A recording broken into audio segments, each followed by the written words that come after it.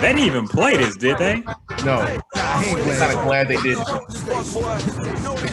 Oh, you're not a fan of this one? Oh no, I love Stay Strapped. What I'm saying is Stay Strapped is kind of how all this like really started. That's true. Like, fair enough. If Jeezy would have played that, then that would have basically took out all the wind of his Malcolm X pain. Let's say old buddy from Menace to Society talking about we supposed to be brothers. Like took all that out. But yeah, man, Stay Strapped is arguably the best of those three of those diss records that went back and forth back then, and somehow it is Saturday. We do not know if the super spreader event at Compound turned into a super spreader event because Atlanta seems to be the one place on earth where the Rona is like, look, y'all got hookah. Okay, look, I'm gonna spare y'all for now. Yeah, Atlanta never shut down like that. Even in the worst of it, in March, April, May. They make it seem so normal. Like we going to the compound, everybody there. I'm like, everybody. If you really get money, you ain't scared of the Rona. Look, if you're willing to break the Rona, you can spend $3,800 on a section. So we gonna get into the battle, man. A whole lot to break down from that perspective, and of course, we had to bring our special guest in as well to break it down as only he can. But I do agree, man. I think they both left a lot on the table, more so Gucci, and you playing some Gucci now, I hear, man. But there's a lot left on the table. It got very dramatic and very tense at times. But we gonna break it down, man. We gonna break it down from all aspects, and plus the new releases we got going. And it's been a busy week, man. A busy week for the culture. Mm-hmm. So we gonna break all that down. Busy couple days. It really has been a busy couple days. Yeah. A lot going on, man. But we gonna get into the shits. So let's introduce the podcast first, as we always do, man. First off, my boy Figgy joining us as always. And man, how you been, man? I saw you were very engaged. I'm sorry I couldn't make the pre and post Facebook Live for the battle, but you and Jasmine held it down, and y'all did y'all thing. So check that out if y'all ain't seen that yet on Facebook Live. Yeah, it was pretty cool. We was trying to figure out the whole YouTube streaming thing, but that shit is like trying to get a damn record deal, man. They would not let us stream for shit. So I guess they knew what it was because a lot of people was already doing it. Mm-hmm. So I don't know what it was, but yeah, we just kicked it on Facebook Live with a couple of the Gemstones and Juicers. It was pretty cool, man. Okay, so how you been, man? How you been holding up this week? Your boy took an L, so I'm just playing. I said your boy took an L. We gonna get into it. Gucci, your boy. So. Okay. Oh no, I was trying to figure out who was my boy. Okay. But, yeah, my week been cool, man. It been cool. Very festive, but it been pretty cool. Yeah, were you excited about that Browns win? Oh yeah, I kind of was, man. I kind of was, and honestly, man, we know the Texans ain't going nowhere, so I was cool with the Browns winning that one. Are you cool with Baker Mayfield? Are you cool with Baker Mayfield? Wait, I think we have a delay going on, man.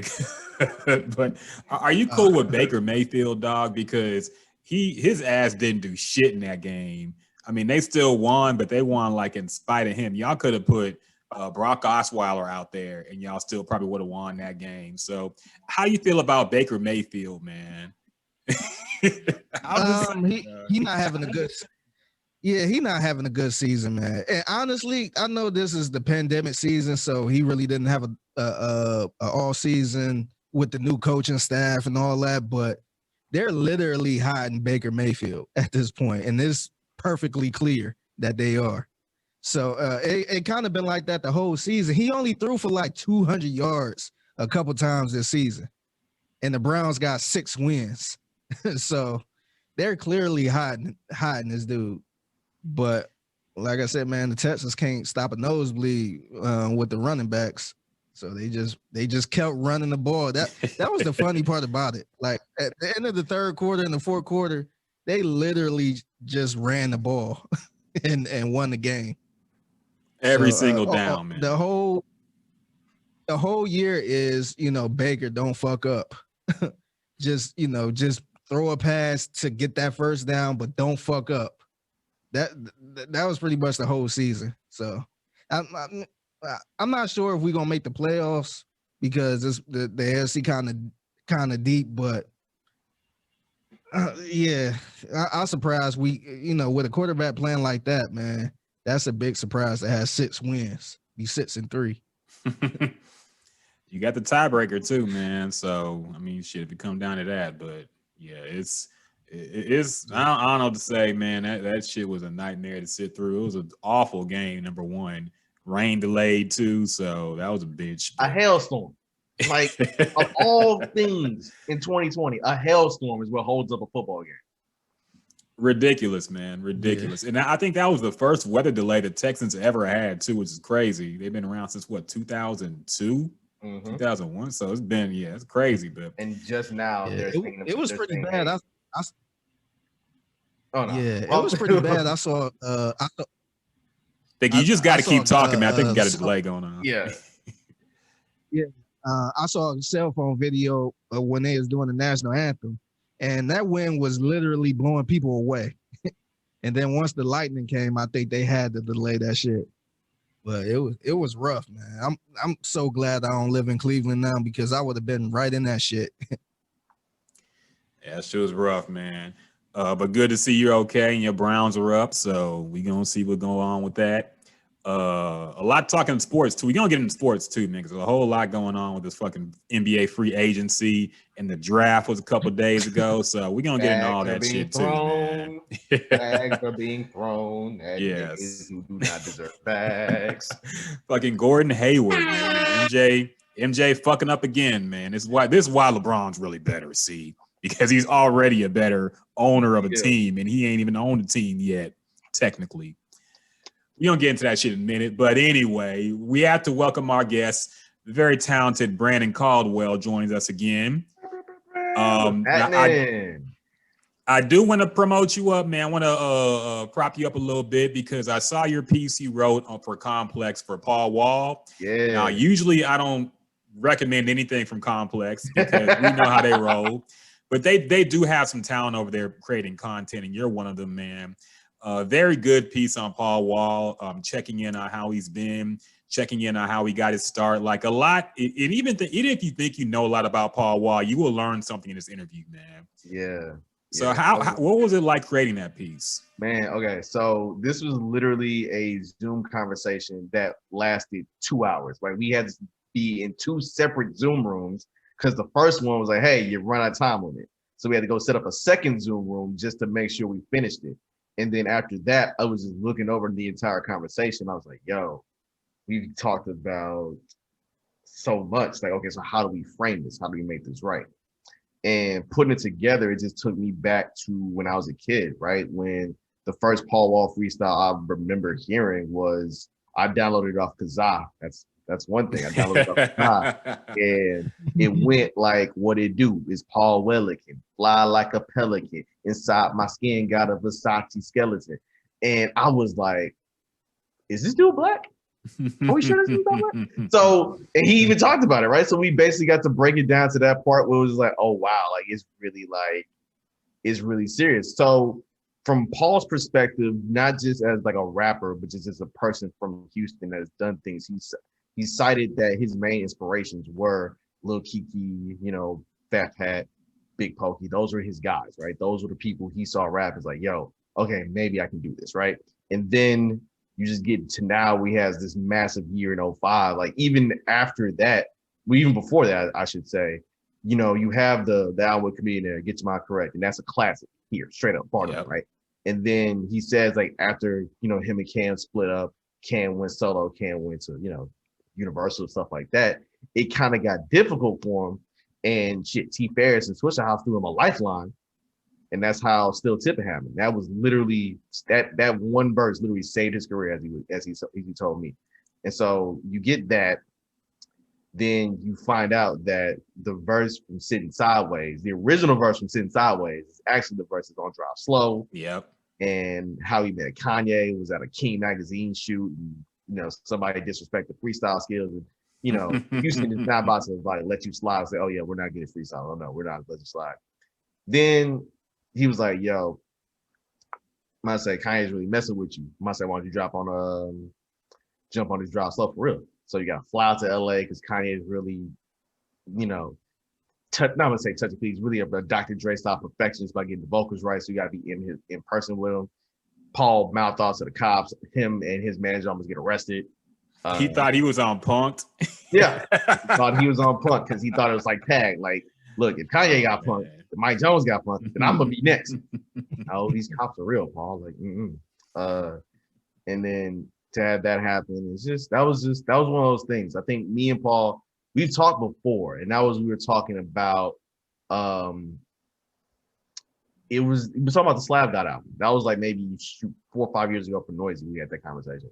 So now to have this one, and this is more like longer and in depth, and it's like, you know, Paul's your homie now, so it's like y'all can really like kind of go back and forth just talking.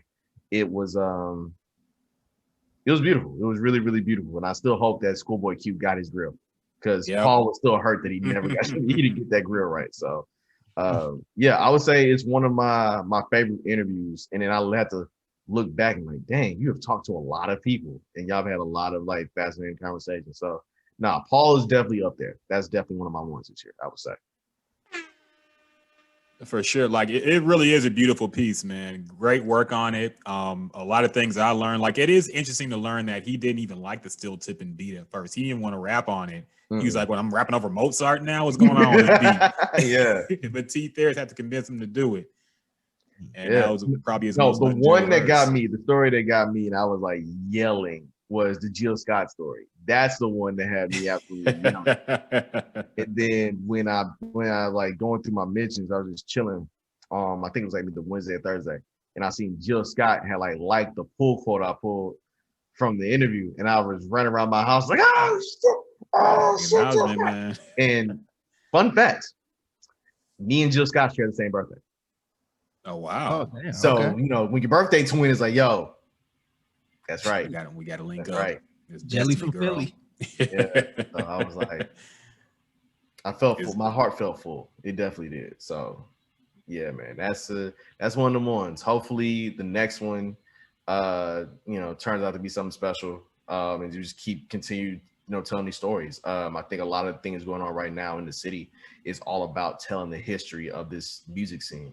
Donnie Houston is doing an amazing job with that, with his podcast. The All Screwed Up film that came out. Well, I'm gonna say film because they'll cuss me out. No, it's not visualization.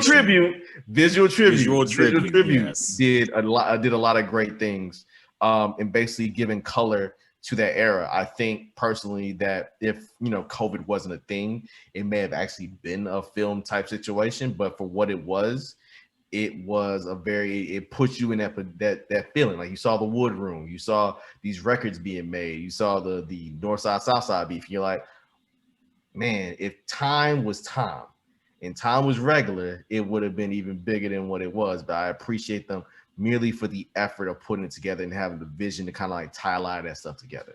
Plus the inclusion of so much Houston music, like Jack Freeman is in there, Leland is in there, Lenora is in there, Les is in there. It is so rooted to a point. It's like, oh, okay, like this is really a Houston-centric project. I don't know if either of you've seen it. It's on YouTube. It. Okay, it's all right. So Figgy, if you haven't seen it, it's on YouTube now. Like they had a whole rollout, which was pretty dope. In that, like it was literally like if you wanted to see it first, like you have to purchase a screw box, and the screw box contained like a makeshift screw tape and a lot of like merch and things like that. It was really, really smartly done. So in that, it was just like, man, it's a lot of stuff happening. This 1 week has been so Houston centric that I'm just happy, bro. Like every time I get on with y'all, I'm happy because it's basically like, look, you don't get to see your homeboys, you get to talk shit. So I'm getting together with my homeboys, we talking shit. We about to have these jokes, we about to have this serious conversation sometimes, and we about to let it roll. For sure, man. And yeah, I did watch that visual tribute. And I'm not going to critique it like I would a feature film, man, because I get, it's an independent project. I'm sure the people involved had the best intentions. I was a little worried when Lil Kiki made the disclaimer at the beginning and said basically, you know, don't be caught up in this being accurate or it being perfect. I'm like, okay, if you got to say that, I don't know. But it was fine. It was basically like more like a music video, I felt. So it was cool for what it was, man. And hopefully somebody can see the potential in that, maybe a major studio and build it up to even bigger heights, but we'll see. But I appreciate it. Also, make sure you check out, there was a 20-year anniversary because it was 20 years, I think, last week since DJ Screw passed away. Last Monday, yeah. Last Monday, yeah. So they did do a virtual concert. My sister, Rockett, was involved as well, producing that. That's on YouTube as well. Check that out. It's a lot of friends of our show as well on there. Point Blank is on there. ESG's on there. Street Military was the first ones out, killing shit. Very beautiful virtual concert if you're a fan of screw music, especially the old shit. So yeah, definitely check it out, man. A lot of some new artists in there too. So check it out. It was a great celebration of Houston music and art for 20 years since DJ Screw passed away. So check that out as well. It's on YouTube. Check out DJ Screw virtual concert and you'll find it. So with that said, let's get into the shit, man. A lot to break down, and as we usually do, we're gonna break it off with the new releases, and we had quite a few, but we'll start with the Megan Thee Stallion, who dropped her official debut album. It's called Good News. Features from Lil Durk. It had SZA on it. A few other artists as well. Of course, you've already heard the Young Thug and all that the Beyonce Savage remixes on there as well. City Girls, which is a cool little link up. So feature packed, but still there is a good dose of solo Megan songs on it. So I have things to say about this album, but I want to get you guys' thoughts first. Brandon, we'll start with you, man, because you connected. So I'm sure you. Oh, I'm connected, so I can just all right. We gonna put your career on the line first. Throw me to the hotties, why don't you? All right, I see what this is. I want to know what you think about this project, man. Like, what were your thoughts listening to it? Oh man, I enjoyed it. Right, I enjoyed it. It was I think from track one. You know, because when you see that plethora like new releases that come down every like Thursday night around 11 o'clock, you have to make up in your mind like who you listening to first. And Meg is obviously the first one because A, hometown, B, the most talked about, things of that nature. So when you get to track one and you hear that opening chord from, you know, the Notorious B.I.G. Who Shot You, you're like, where are we going with this? And the moment it just starts, it's like, oh no, we're getting to the shits. We're really getting to the shits. Okay. And it just kind of picked up to a point where it was like, yo, oh, we rapping for real. Okay. All right, bet. Then you get to Circles. He's like, okay, cool. Like, all right, we've addressed the elephant in the room. Now let's get back to like just having fun and being me. And from there, it's like single. Like the body hook is gonna be stuck in your head all damn day. Yeah. Because yada.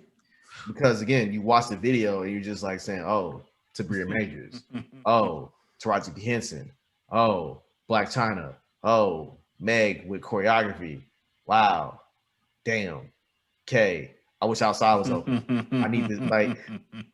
The short version of me talking about this album is I wish Outside was open so that Black women in particular could really enjoy this album at brunch, at the park, anywhere, right? The long version is you notice that in the how they structured this album and how they put it together, it's really singles driven, and it's also to a point where we're gonna give you these very noticeable samples, right? We're gonna give you Webby's Bad Bitch, right? We're gonna give you Adina Howard, right? On the SZA record. We're gonna give you these sounds that you're familiar with, add a little Meg on top of it, and say, go enjoy, right? And they did the same thing with Cardi's album, in particular with Big and Head, because they took the 3 6 Mafia Project Pat joint. It's like, oh, okay. And I think when you have these records, especially with artists like Meg Stature, who are household names and can kind of like cross over and be pop stars as well as the best rapper in the room, like you're gonna make these choices, you're gonna make these very advantageous jumps to kind of not only pull in that pop crowd, pull in that, you know, that Z100 KRBE Radio Now 92.1 type of audience, like trying to get them all in there. So now you have an album and a project that has something for everybody. Is it a classic out the gate? I'll let time tell that. I think it is a solid project that is going to live on the Billboard chart. Hell, just off streaming alone is probably going to be like 80. It's probably going to clock 100,000 in terms of streams the first week. It doesn't have a lot of major competition. I think it would beat it, except for BTS, because I think at the moment the way the streaming market has gotten is Meg is fighting K-pop stands now. Yeah, like she's gonna outdo Jeezy, she's gonna outdo Meek, she's gonna outdo the Baby, even though the Baby put out a very strong EP. You know what I'm saying? I think he showed more vulnerability, more creativity in letting things kind of go because he had something to talk about, had to get some off his chest. But I would be shocked if this album is not top 3. I would be shocked if the album is not number 1 next week. I really would. Okay. Yeah, I think the Savage remix will put it up there definitely for sure. That was streamed a shit ton of times. So I think that'll put it up there. I do want to ask you one question, though, because there's a little bit of drama via Charlamagne the God at the Breakfast Club recently this week. They did make the comment that Meg Thee Stallion had a GQ interview and she was named Rapper of the Year, which you had a good tweet about because you're like, who cares about what GQ thinks is the Rapper of the Year? Why people getting mad about that? But I do want to know your take because you are a Black journalist. They brought up the point that Meg Thee Stallion was supposed to be on the show, but they had a laundry list of things they couldn't talk about, including the Tory Lanez incident. But she did talk about that incident at length during the GQ interview. I got the audio if you want to play it from. Yeah, go ahead and play it. Wish her the best on her debut album. Good news, but you know, I just don't like when artists go to white publications and spill their guts. But when they come to the Black media outlets, they want us. Now we also to have a long don't know sometimes not to talk about. You're right. If it's the artist it's probably sending that list out, or if sure, it's the label and representation saying that. A lot of times artists don't even know. They're like, "What did they tell you I couldn't talk about?" That is very true because they asked us not to ask 50 about Donald Trump too, and he brought it up. Morning. Right? Yeah, he brought it up himself. Exactly. Yeah, so I don't want to put that on her. We don't know. Yeah, I don't think it. I'm positive it's not her, but I just think it's whack when her representatives do that. Because when she was coming up and she was a new artist, we were the ones supporting her before any white publication even knew who she was. The Black publications, the Black media was supporting her. And at least talk with your people because you know you're comfortable with your people. You know, the white people just using you for a story. Okay, so what are your thoughts on that, Brandon? Do you think Charlamagne has a point there, or do you think they're being a little dramatic? He was getting. I mean, they was getting slandered too, man. Yeah, and I was one of them that slandered them because my line of thinking with this is really simple. What is the Breakfast Club known for? Mess, fuckery, like 100% mess. So, as much as they've done so much for changing the game in terms of how interviews are consumed, in terms of a digital process, in terms of you're now watching them on YouTube instead of just having to turn into terrestrial radio. I honestly feel that if you weren't known for mess and you actually asked honest, hard-hitting questions, then there wouldn't be an issue. There wouldn't be a whole laundry list of things you could not talk about. Besides, there's going to be a lot more, I would say, given towards GQ getting this story than the Breakfast Club getting this story, because GQ is in the business of selling magazines. And them naming her Rapper of the Year and her talking to Allison Davis, who's a great Black writer, by the way, is more in line with the fact that, look, we are letting Black women tell these stories to other Black women, and we're going to go ahead and place them to a point where they can be read by the general public. the positioning of any radio station or any journalist worth their salt is, okay, if we can't ask about this, what questions can we come up with to pivot to still get a great interview out of our subject? And I think a lot of times with, you know, with our faves, we say, I'm upset they went to a white publication with this. A lot of times it's not even just this is a white publication. It's just literally, hey, do you ask good questions? Do you ask good questions and understand that right now our star at the moment is literally becoming a household name and a global superstar. So of course she's going to take these interviews with GQ or Vanity Fair or literally Marie Claire. Hell, if I see Megan Thee Stallion talking about the situation on 60 Minutes Sunday, then I say, you going to be mad at 60 Minutes? Is it watching one of 60 Minutes? Because 60 Minutes is the most watched news program in the world, black man. Like, easily, it's prime time. Like, look, you can't go from, you know what I'm saying, but just being like, oh, well, shoot, maybe we should have got this, maybe we should have got that. Okay, cool. I'm gonna say you've been in it for a decade. You've done great things. You've been criticized heavily. Heck, this entire week, everybody's been using y'all clips to explain the Jeezy and Gucci Mane beef. Yeah.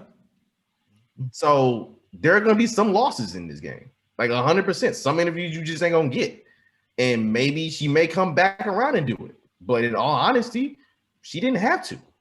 She doesn't need it. Like, Hove hasn't come back to the Breakfast Club since 2013. Drake's never come to the Breakfast Club.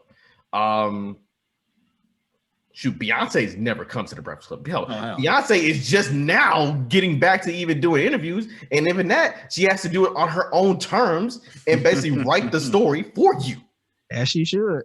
So again, bro, like, this is one of the situations where I'm at it with two ways. Like, you can ask better questions, or you can respect her decision and be like, look, black woman made a power move. I bet. I see that. Salute that. I say this out. I say we will promote this album. I say we'll talk about because again, the main thing you're going to ask about is the alleged shooting. The alleged shooting in the album. It's not going to be, let's talk about the album. Let's talk about who you got on producers. I say, who did you want for a feature that you couldn't get? You know what I'm saying? It's not going to be that in-depth. It's not going to be like, oh, dang, why'd you pick this sample? I say, how long did it take you to gestate this particular this writing, right? Like, what did you feel like doing your performance on Saturday Night Live? The main thing you're going to want to know is about something she has talked about almost ad nauseum in every single publication, whether it be the New York Times, GQ, her own Instagram feed, period. Yeah, they do no research. Angela Yee is the one who handles those boring questions, and she just says, so she gets the track list like a minute before the interview, I'm sure, and she's like, so I see you have SZA on here. What do you think about that? Like, okay. Yeah. I mean, shout out to them again. They're well-deserved greats in the field for what they do. But I think a lot of times when it comes to even us, right? All we want, I say, we come as fans first. And a lot of times you have to respect the artist's wish. Like, okay, if I'm a fan and I want to know more, let me ask something different, right? Or matter of fact, guess what? If you don't have to ask it, they're gonna may bring it up anyway. Just like he said when he talking about 50 Cent and Trump. Yeah. Again, there are ways to do it. Yeah. Being upset about it is not the way. Yeah. And like the Mandalorian say, this ain't the way. Yeah. Honestly, man, for her, I guess on her side, it makes total sense for her not to do that because they can't afford to make her look bad in the interview. Oh no, because you know Charlamagne is going to press the questions. Mm-hmm. They're going to keep hammering on the questions, and you don't know how she's going to respond. She could respond and make them look stupid, but she don't want to risk that. I guess risk having a bad interview and then make her look even worse. During the album release. So I could totally get them saying, nah, we don't want to talk about that right now. I mean, during the album release. Yeah, that's a good point. And that's why I think like Charlamagne would have a point if she went to a white radio station and gave an interview, but then and talked about everything, but then she said she wouldn't talk about this stuff with Breakfast Club. But a written interview is very different from a radio interview.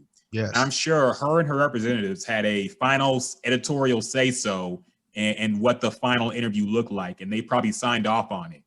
You can't do that with a radio. A radio interview is live. Or so even them slip because up, if you look stupid, that's there forever. Yeah, and plus they're a little cocky with it too, man. Like even if they say don't put this out, they will still put that clip out no matter what. So it's not they're not a show that will kind of, I guess, throw that clip away or not release it and not say shit about it. If they leaked. Come out with it. Yeah, they will put like, it out. Like Floyd doing that read that they put out, for no reason at all. That or Webby trying to do drops. Yes. Yeah. Charlotte McGay. Well, y'all got some names on y'all. So even if they don't put that clip out, they will still talk about it, just like how they did now. They ain't have to talk about that.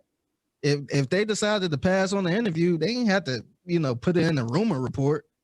They could have just said, shout out to Meg, blah, blah, blah. We wouldn't even know she was, supposed to go up there. Mm-hmm. So now here's my question. What they had to say if she went to Vlad? She went to Vlad, that would be hilarious. Yeah, like, really, that would be funny.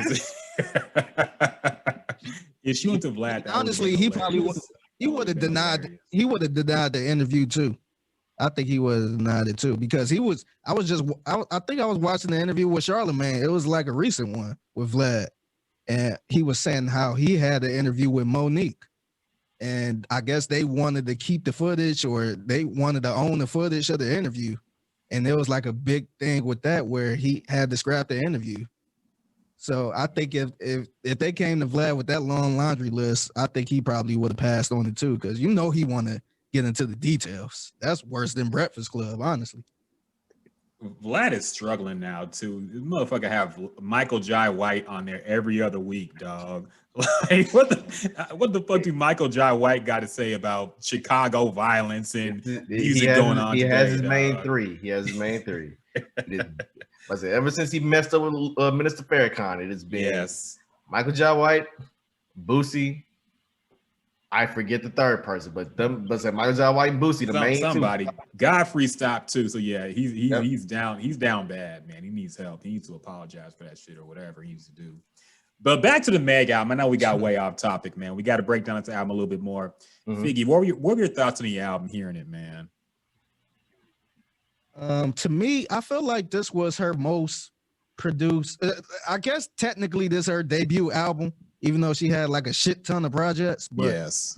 I agree with what Caldwell had to say as far as like the Cardi approach, because there was a lot of samples on here, man. Like it seemed like every song on here is a single, with exception of like a couple songs.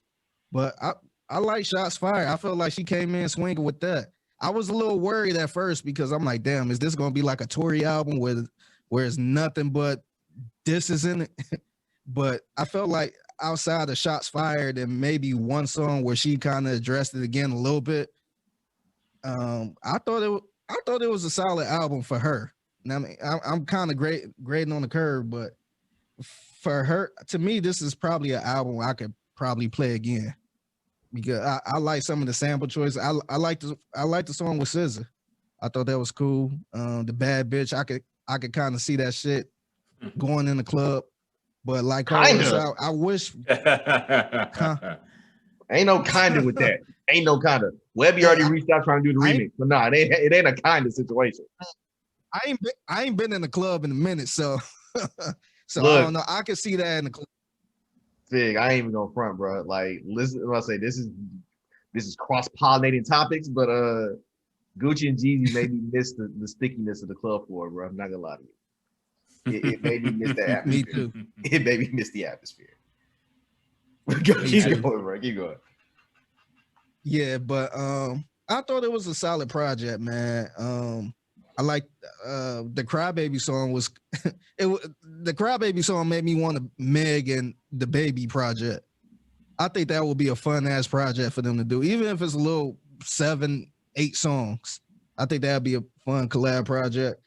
But outside of that, man, I thought it was a solid project. The Body song was a little irritating, but I I gotta hear that in the club. I think if I hear that in a strip club or something like that, then I will probably appreciate it. But that chorus for it was driving me insane. Okay. Solid takes, man. I'm gonna be a little more critical of this album, I'll admit, because she's calling this her debut album. So when you say it's your debut, like I gave a lot of passes to the other projects because I'm like, wait for the album. This is your album. This is what you're about. So I'm ranking this against Nicki Minaj, Pink Friday. I'm ranking this against Cardi B, Invasion of Privacy. And like, I think Megan is more talented than both of them, rap wise. I think she can out rap them both, especially Cardi. Nicki. I think current Nicki, yes. In her prime Nicki, I don't think so. The punchline crazy Nicki, who is gotten a lot more corny as the years go on, I think Meg could out rap her now.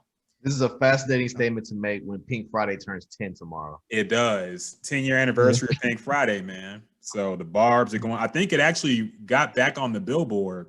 The Barbs are doing some kind of streaming party or something. I don't know. I thought she re-released it or something too. I heard like had some complete version, so to speak. Yeah. I mean, I have the trusty human search device in my hand as we speak. So let's see. Nicholas Minaj. Telling you, man. I think she put something else out. But so I have to rank this against other her peers' debut albums. And when you rank it against those, I'm sorry, I gotta say it falls short. It has some good songs on it. So first off, let me talk about the concept of the album itself, because I don't know who really came up with this, and I don't know why it was called Good News. I don't get the newspaper aesthetic. This is 2020. Kids don't know what a newspaper is. So when I saw the rollout and his album is called Good News and it's a bunch of newspapers around Megan, this would be cool in like 2001. In 2020, I feel like it should have been maybe some tweets, some Facebook posts, some fake social media messages if you want to go this route. Newspapers, I get the stench of Jay-Z's old ass being involved in this. Somebody old, I feel, made the concept for this album, because newspapers, man, it's 2020. Kids don't know what a newspaper is. Jay-Z old ass, I feel like he has something to do with that. And so I'm into album concepts. I like to know why artists call albums what they call them. So I actually looked it up for this one because I'm like, maybe something went over my head. Maybe it's not as simple as it seems. I looked up on Apple Music. And the quote from Megan Thee Stallion. Okay. I feel like I had to name my album Good News because we've been hearing so much bad news.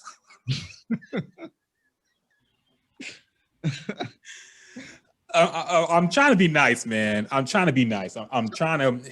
Sometimes we think about certain album names. I guess we think too much into it, but sometimes it can be something just as simple as that. Yeah. She could have called this album Hot Girl. That would have been fine. But like that.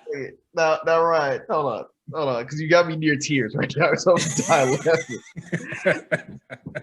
I think you call it Good News only because of how much Meg's name has been in different headlines all year, right? And if you peep the actual album art, it is basically taking all the stories written about Meg this year, good and bad, right? And then basically you cobble it all together, and then, hey, I have something to say, so therefore I have good news to say about myself, and I want all the hotties to hear it, right?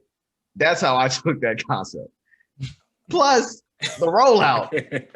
Third, like you pull out, you pay homage to Playboy, Jet Magazine, like all the classics, pinup fashion. Page 43 has a special place in my heart, my brother. It does. It really does. So I have to say, even though the concept of a newspaper is old as fuck, and it is, The execution of it was pretty damn good. I'm sorry. Okay, fair enough. I like your explanation of it better. I wish it was worded like that when she said it, but I'll go ahead and accept your explanation for that. So I'll get into the album itself, man. Right. It opens off with the Tory Lanez diss song. And I have to disagree with y'all, man. I feel like this should have been like a Lucy. Maybe she dropped this in anticipation. I don't feel like this should have been the first song on her album, man. Just because it feeds into like I feel like Megan honestly wants to put this behind her and move on with her life. But when you put this as the first song on your debut album, you can't take this one back. And this is not a mixtape, not an EP. This is your album. And so when you feed into some current drama on your, this would be like if Jay-Z dissed Tupac on A Reasonable Doubt. It would be kind of weird, man. We probably wouldn't see it as favorably as we do now, just because it would be strange. So I wasn't a huge fan of it. Plus, my old ass, I don't like the trap beat, the trap drums on a Who Shot Your beat. You don't like lazy sampling, period. That's the sample was lazily executed sample. She was rapping her ass off on it. I'll give it that. The cadence was there, the lyricism was there. I'll give it that much. But it being the first track on an album called Good News, like it was a turn off at first, but I powered through that. And the rest of the album sounded pretty much how you'd expect. Y'all already named the biggest hits off. I like the SZA song a lot. The Dirk song was cool too. Body was a cool song, but the hook was just annoying, man. I'm sorry. Like, it would be cool in a strip club, like Brandon said, but hearing it by yourself, body yada yada yada yada yada yada, like that gets annoying, man.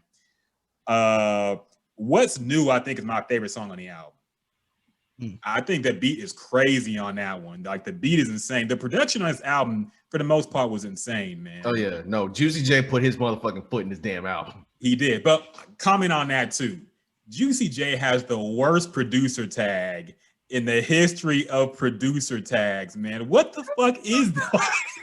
What the fuck is that tag, man? It goes something like, what Juicy say? Like, it sound like the Mortal Kombat sound that Raiden made flying through the screen. That is the worst producer tag, man. I could understand hearing it once. Hearing it 3 times on the album is too much. He had to cut that back, man. Producer tags, I think, in general, are played the fuck out. That tag is annoying as fuck, man. I wish he would. The producer tag's getting worse now, man. Yes. Like, that's like a big thing. Like, look at all the legendary producers we look at. Timberland ain't got no tag. Pharrell ain't got no tag. Yeah. Nah, has a 4 count. Like, his is a I heard that theory, but not every Pharrell song had that. It doesn't, like, but the big bangers though, the big ones. Yeah, but people like Pharrell and Swiss, they got that sound where you know it's them. Where he's like, oh yeah, I could tell Swiss. His beats are pretty well known anyway.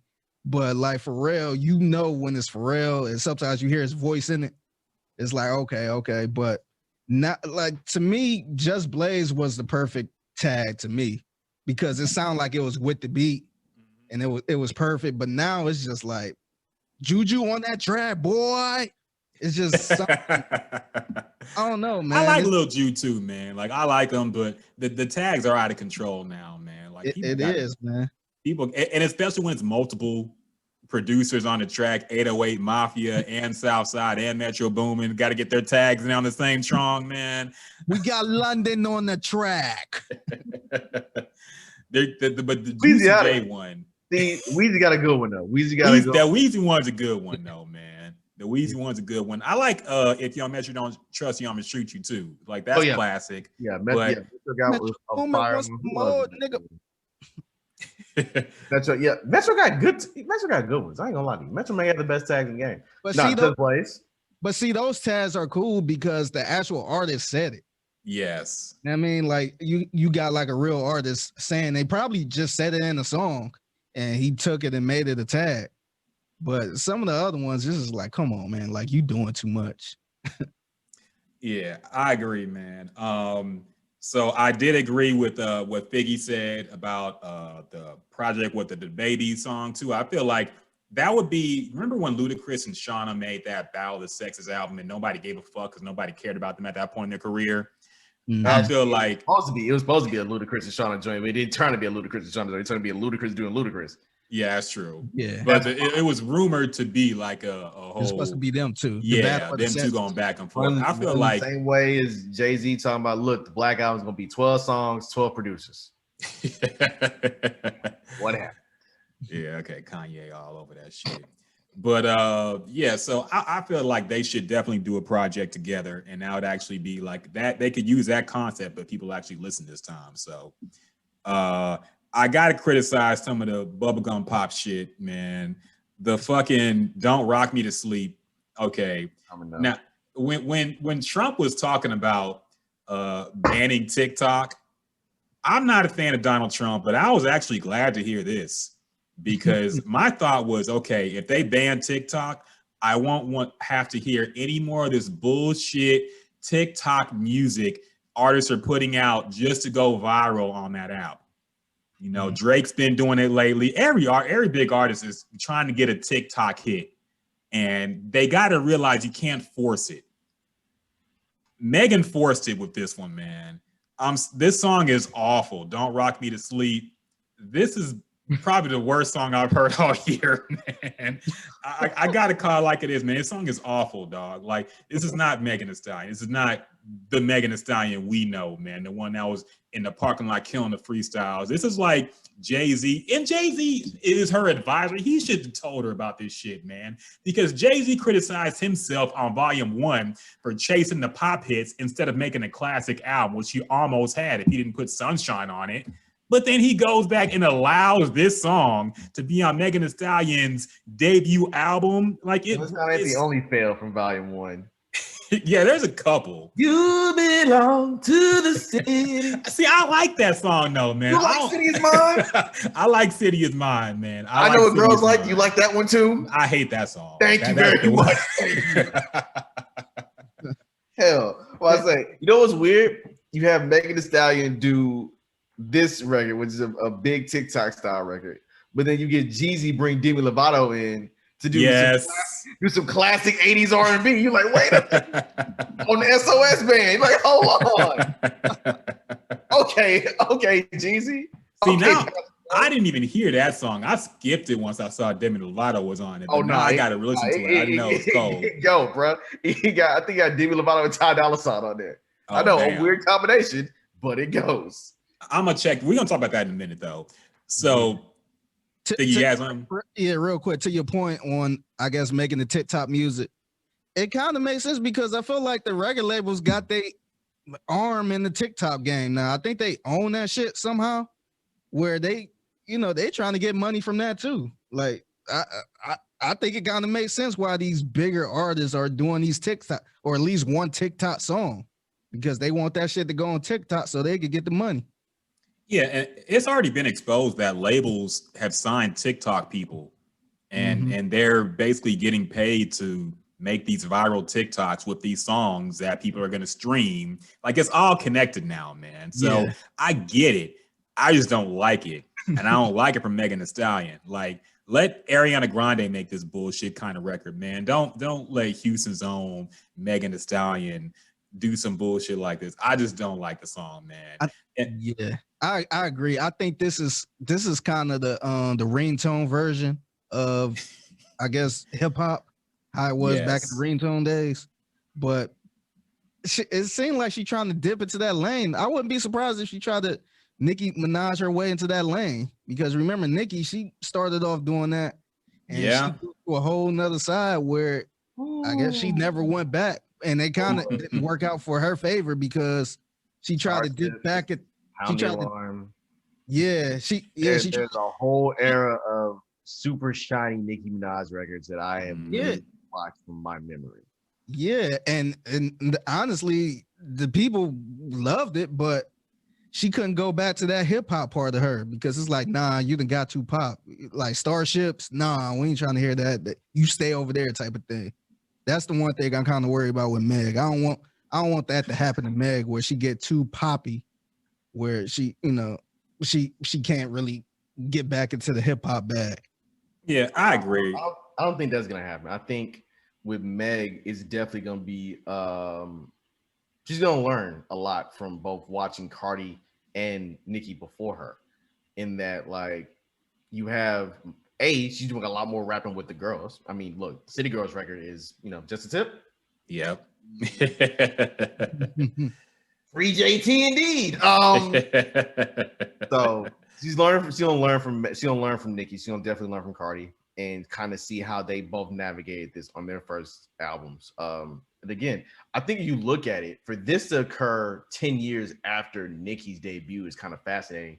For one, Nicki had a debut album with 2010 Eminem, 2010 Drake, 2010 Kanye. Like, all these different factors kind of rolled in. So, you know, like, this is going to be big, right? And we kind of been bubbling up to that point. Plus, Nicki had that thing where you don't usually get in this era right now, which is a beloved, almost Hall of Fame worthy guest verse on a record to make your announcement, like, really, oh no, you are really here. Like, Meg, I wouldn't say Meg has a Hall of Fame one yet in terms of like a guest feature, but for the fact that she can say, like, look, I got 2 number ones this year, with arguably 2 of the biggest women in music, in Beyonce and Cardi. Like, that is something you can hang your hat on. And again, when people were like upset about the whole, hey, this person got, you know, rapper of the year, I'm like, GQ magazine is in the business of selling crossover appeal, right? Nobody right now in hip hop crossover more easily than Megan Thee Stallion.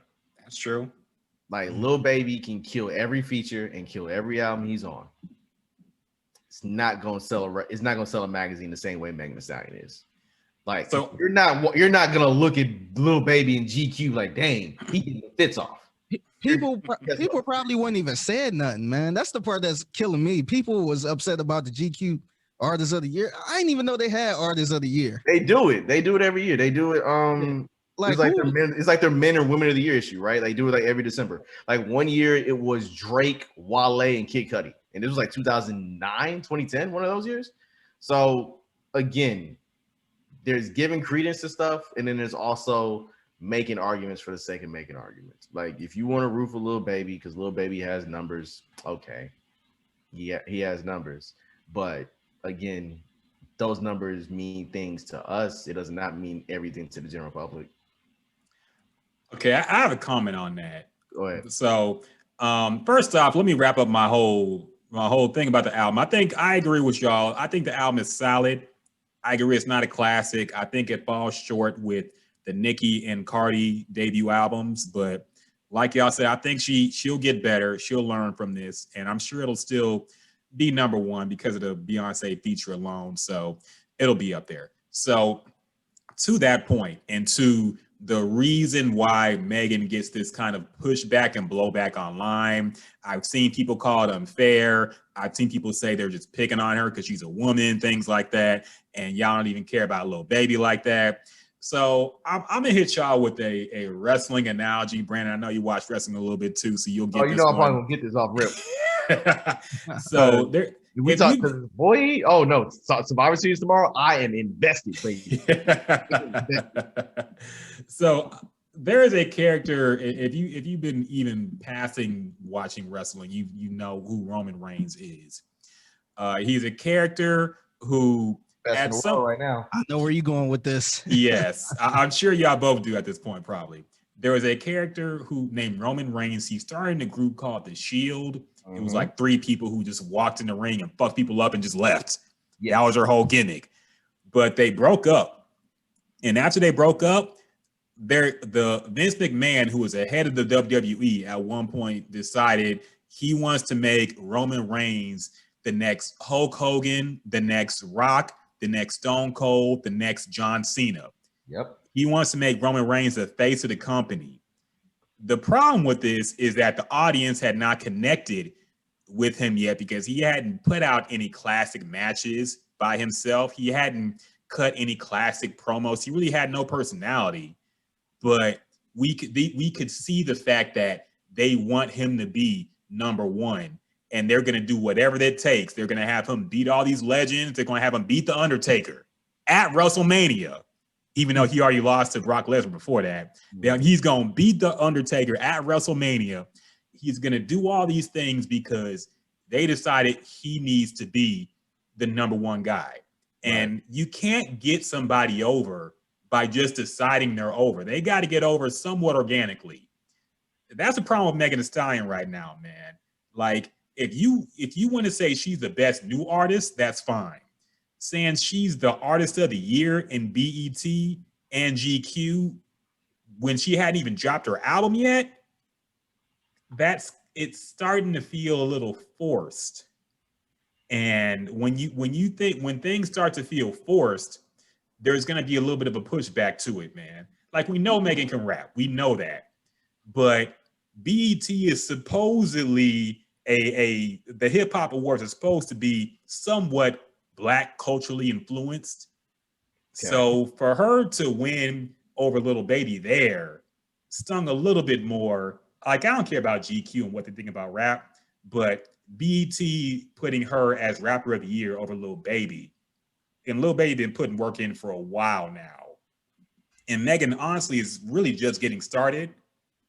That felt a little bit forced, man. It feels like Rock Nation is Vince McMahon and Meg Thee Stallion is Roman Reigns. That's just how I feel about it, man. I like this. Okay. So if we're going to continue this analogy going, right? Do you may remember the night after WrestleMania, after Reigns beat The Undertaker?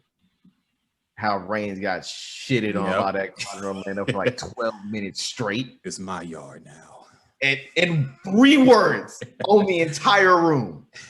3 words on the entire room. So that was 2017. Okay. So now fast forward to 2020, right? Reigns has now undergone not only a character switch that we've been clamoring for, but now he's absolutely killing it. No, he is. Whether it be matches, whether it be promo work, all of it. Do you think, well, I'm going to ask you this. What do you think is going to be that moment, right? That moment where people's like, I get it. And it's like, okay, now this is no longer forced. Like, is it going to be a classic album? Is it going to be a moment where everybody, like, she drops this one particular song, this one particular project where she's just rapping, and like it gets everybody's attention to the point where like it's undeniable? Or is it going to be something where she continues to cross over and she continues to become this superstar that is now not only just in music, but also in TV, in film, in anime, and, you know, things where, you know, she's, oh, hey, Megan Thee Stallion is now the lead writer of Hunter x Hunter, or he can tell you exactly why DC needs to figure out what the hell they're gonna do with the DC extended universe for Justice League, you know, things like that. I think she needs a Nicki Minaj on Monster verse moment. I think because that's what really got Nicki over in terms of Black people and Black culture, because the general consensus is she had the best verse by far on a song with lyrical juggernauts at the time. Yeah. You know, so best people in the game. Meg Thee Stallion needs to be on some kind of posse cut with everybody hot in the game, and she needs to clearly take the crown. If she gets that moment, I think she will be over and we will accept her as the new rap queen. Until it happens, you can't just say she's the best. We got to believe in it. And I think she'll get there. But I'm just speaking as to why personally I and some other people, you know, because I know people who don't hate Megan Thee Stallion. They just don't fuck with her music like that for whatever reason. A lot of females, honestly, they like she's not their favorite for whatever reason, even though they do like her and they wish her success. So I'm just speaking as to why there's that blowback. And I'm not going to say none of it is sexist. I'm sure some of these niggas just want to complain and don't like seeing a woman beating a man. So I'm not speaking to that goofy shit. I'm speaking to the general consensus as to why, you know, people are pushing back against everybody naming her rapper of the year before she drops a debut album. So, right. Do y'all think? Oh, go ahead. Yeah, I was gonna say, do y'all think? I guess this Tory situation is one of the reasons why people kind of, I guess bashing her a little bit. I won't say bashing, but if this Tory Lanez thing never happened, do y'all think people will be up in arms about this still the same way? Ooh, or does the up in arms thing kind of add to the whole Tory Lanez thing? That's a good because point. I felt like since that Tory Lanez shit happened, I've been seeing way more hate on Meg than I ever did before. That's because true. she wasn't hated this much, but since that situation happened, it seemed like everything she do, people complaining about it. Like literally everything she do. She still got some of the fans, but you see more hate on it. And it's not even like hate if it's just men. It's on both sides. It's men and women. And my problem with that always has been, y'all niggas really cape for Tory Lanez's music that goddamn much. Y'all like them overcooked microwave ass samples that goddamn much. Word, really?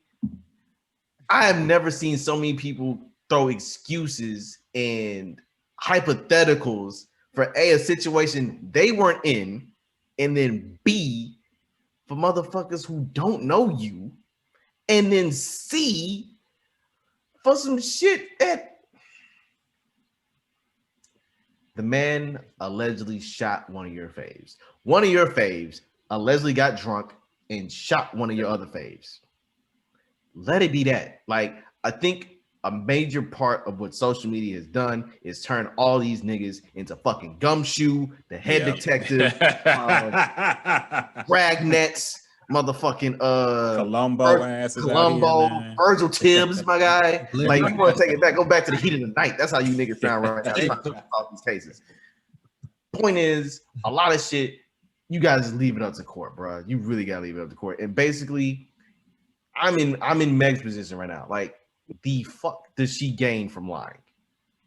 Like, what exactly does she gain from lying? Like, I understand the political climate right now is crazy. You know, I say still ain't got justice for Breonna Taylor. I understand all of that, right? But why are you rushing to say somebody's lying? Why are you rushing to defend something when all the evidence points to the exact opposite? All the evidence points to the opposite.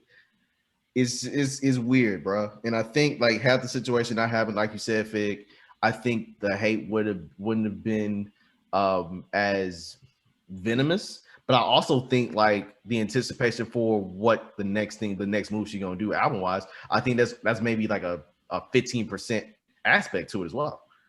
Because if you remove Shots Fired from this album, what's the first single you're gonna talk about? Good point. Good point, man. I think they kind of like they weirdly play a hand in each other. Like if you don't get one thing without the other, like if you don't get DJ Screw and Pimp C getting arrested, then you don't get One Day with off Riding Dirty, right? Mm-hmm. Like the things kind of have to. It's a weird butterfly effect type thing with that, man. So I just think niggas need to shut the fuck up, and I need niggas to sit the fuck down for one, because between here and Dallas, I need people to just sit down, bro. Like there's way too much ignorant violence. Like I can understand, you know, getting doing that shoulder work, you know, in a fight. I can understand a fight. You know what I'm saying? I can't understand you just, you know, just taking life for no reason over shit that you don't even own. I can't understand that. That's why I feel for Mo3's family. Because I met him a few times when he came up to the station. Cool person. Wow. The last time I saw him was January. Him and Boosie were just at the station to promote Badass Mo3. And when I tell you the joy he had in his heart for a game of Connect 4, and I've shared this clip on social media. This dude played Connect 4 like Braun plays Game 7 on the final. When he says he is the one nigga that has never lost a Connect 4, I wholeheartedly believe his ass. Wholeheartedly. Because he was running niggas up out the studio left and right that day. And the ironic part was he was just on Hot Boxing with Mike Tyson next to Boosie. Yeah. And that was 2 weeks ago. Like right before all this shit happened. So you see Mo just chilling, right? Boo getting interrogated to death by a nigga who you're never going to fight, no way. You just gonna have to take them licks. And then Mike pivots to Mo and asks him, where you from? He's like, from Dallas. What year were you born? 1992. And then Mike, clearly not knowing what platinum grill or any ice in your mouth signifies for in Texas, Mo gives him the perfect answer. It signifies victory. A grill in my mouth signifies that I made it. I did something, right? You don't get no, if I ain't never got no medal in high school for any type of sport, but I got these VVS's in my mouth, then I've won something. And that is the most Texas ass answer you can give anybody about why you got a grill in your mouth. I like that. I never heard that. I like that. Yeah. So rest in peace to him. I feel terrible that Boosie got shot on his damn birthday. Yeah. Last Saturday. I feel for. I heard scary things about that too. Last I heard, they might have to amputate. So well, no, he said he's good now. He said he's good. Oh, he's good now? Okay, good. I was worried because, you know, the diabetes. I thought the diabetes was going to be leg too. So I really am just like, I just need all my people to sit down. Just really. Hell, y'all shot Benny the Butcher, dog. How you shoot Benny? Benny don't be bothering nobody. Man. Yeah, what Walmart was that, man? Because that was off 59 and South. That was off 59 and West Arm by South Rice. South Rice? Yes, around the corner from us, Fig. You know that one. I was just at that Walmart this morning, man, and I got out the car. I'm like, damn, I wonder which one he got shot at. That's not even the hood for real. It ain't. That's not the hood. It really ain't. Man, that's scary. Bro, I just need people to sit down. I really need people to sit down. Why? That was the comfortable Walmart, man. That's the one you could go in your flip-flops with no socks, and they ain't got to worry about nobody.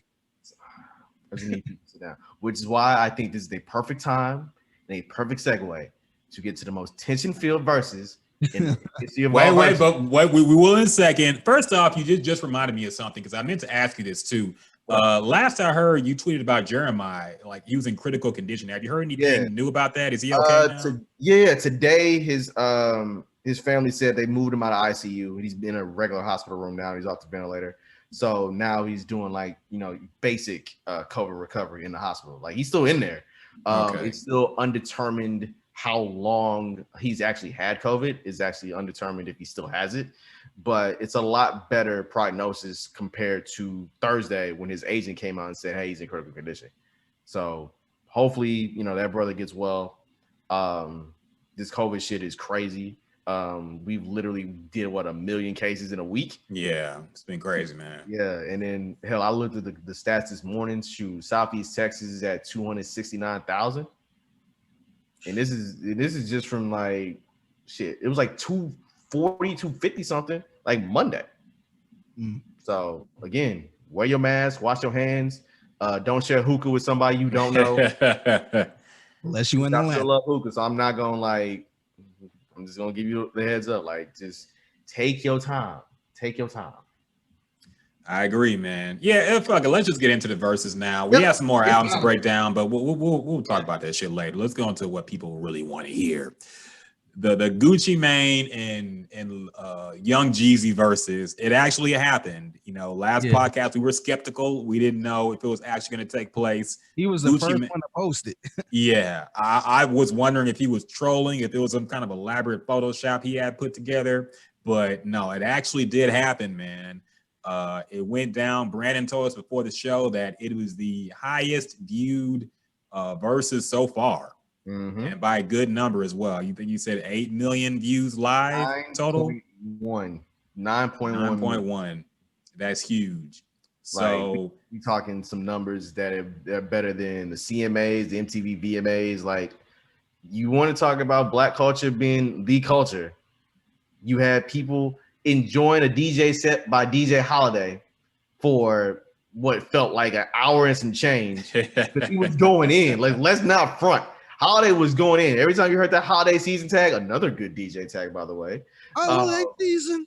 It was like, oh, bruh, like, oh, this is all Atlanta. Oh, it's rocking. It is rocking. And then you see Gucci come out with that elaborate ass Gucci jacket on. I was like, how cold is it in fucking Magic City? And then I realized Gucci said he's come with that fashion, and he was hoping that Jeezy did not come with that goddamn hat with a jersey on and the weird ass pants.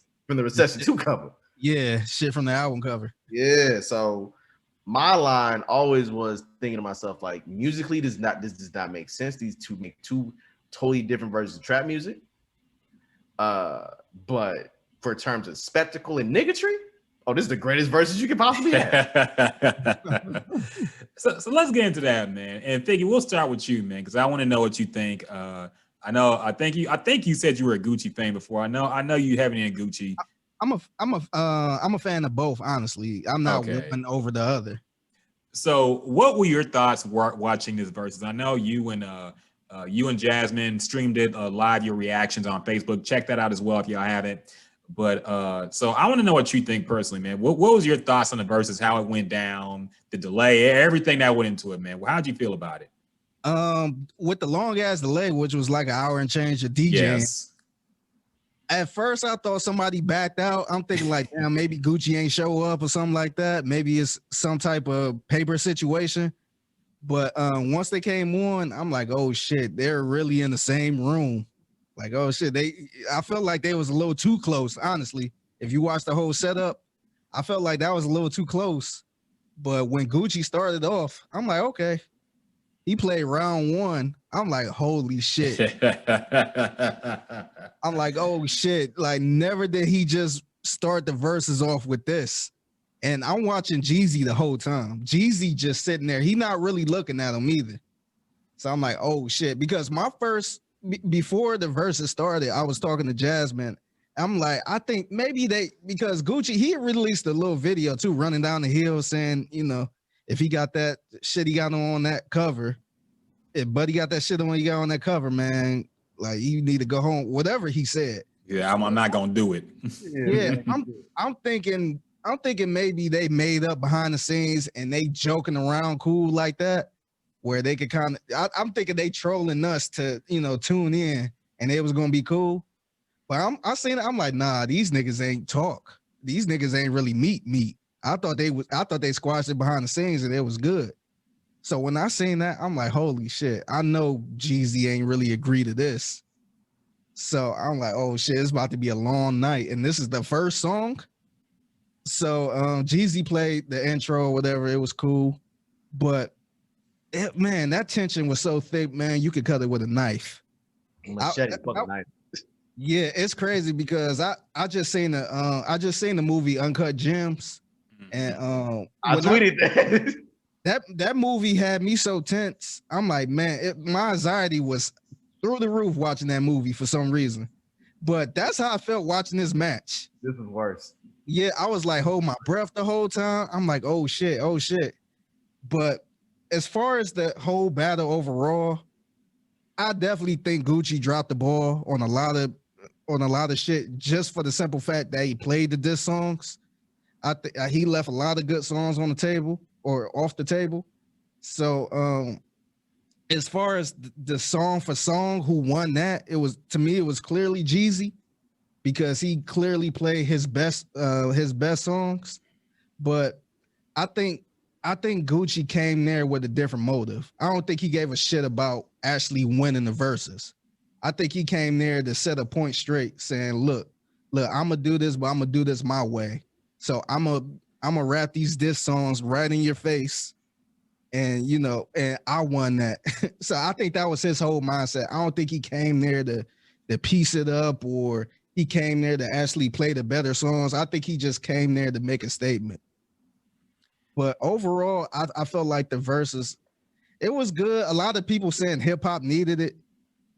I don't think it really changed anything. I think it just gave us a good moment. But it wasn't a thing where they actually pieced it up and now they about to go to the studio or anything. To me, it was just a good moment that we saw them two in the same room and they performed Icy together. So Icy. But outside of that, man, I don't think it's going to change anything. I don't think it was something hip hop, this what hip hop needed. This is two niggas that don't really fuck with each other. And they just did this versus and they about to go their separate ways. I don't think I kind of disagree with people saying, hey, this is what hip hop needed and we need.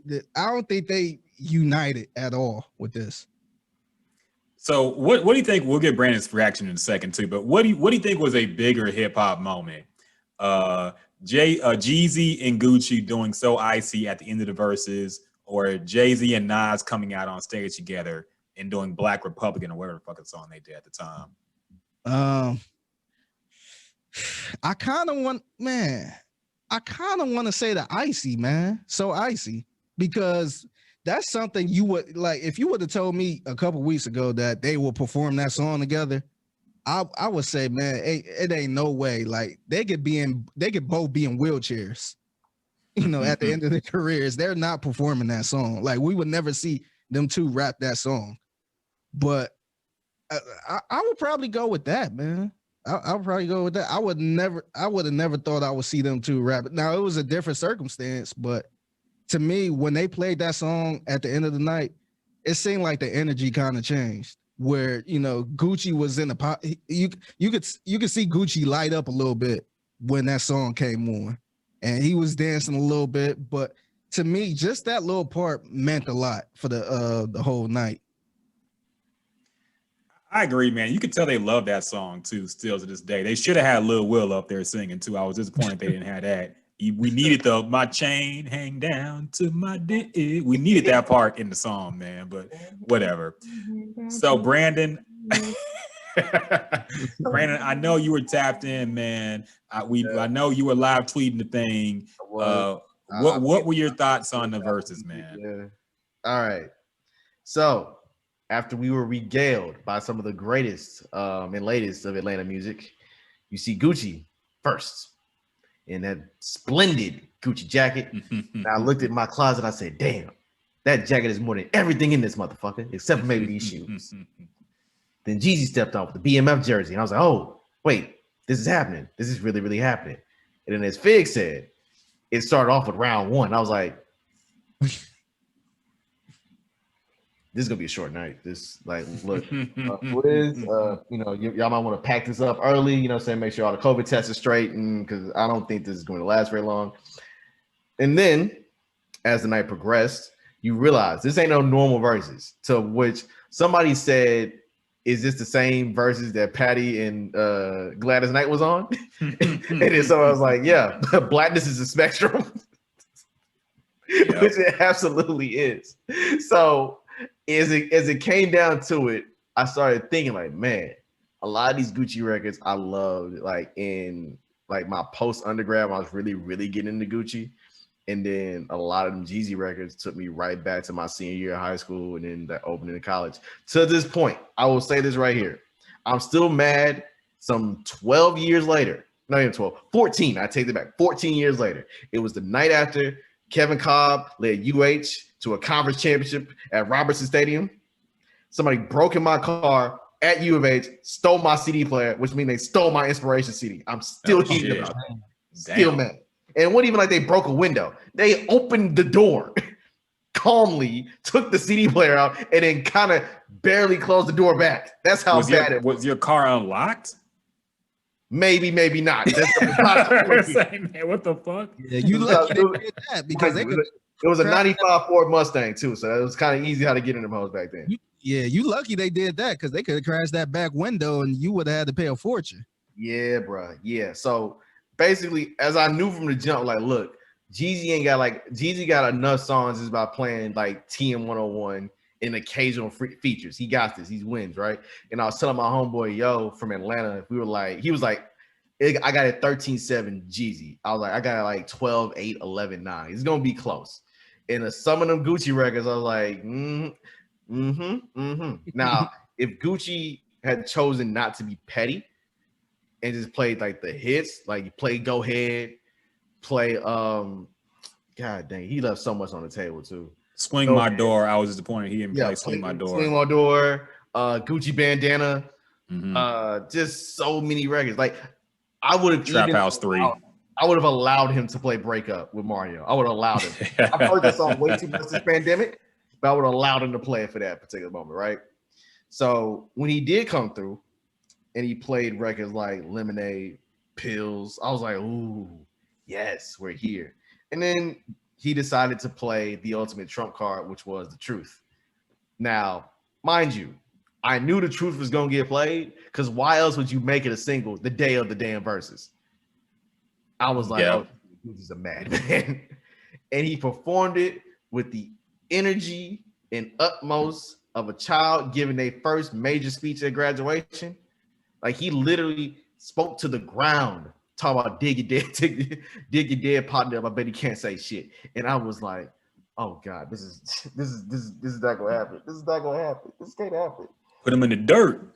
He's smoking on Pookie Loke. He's smoking on Pookie Loke. And I was like, oh, this disrespect was real. Oh shit, no.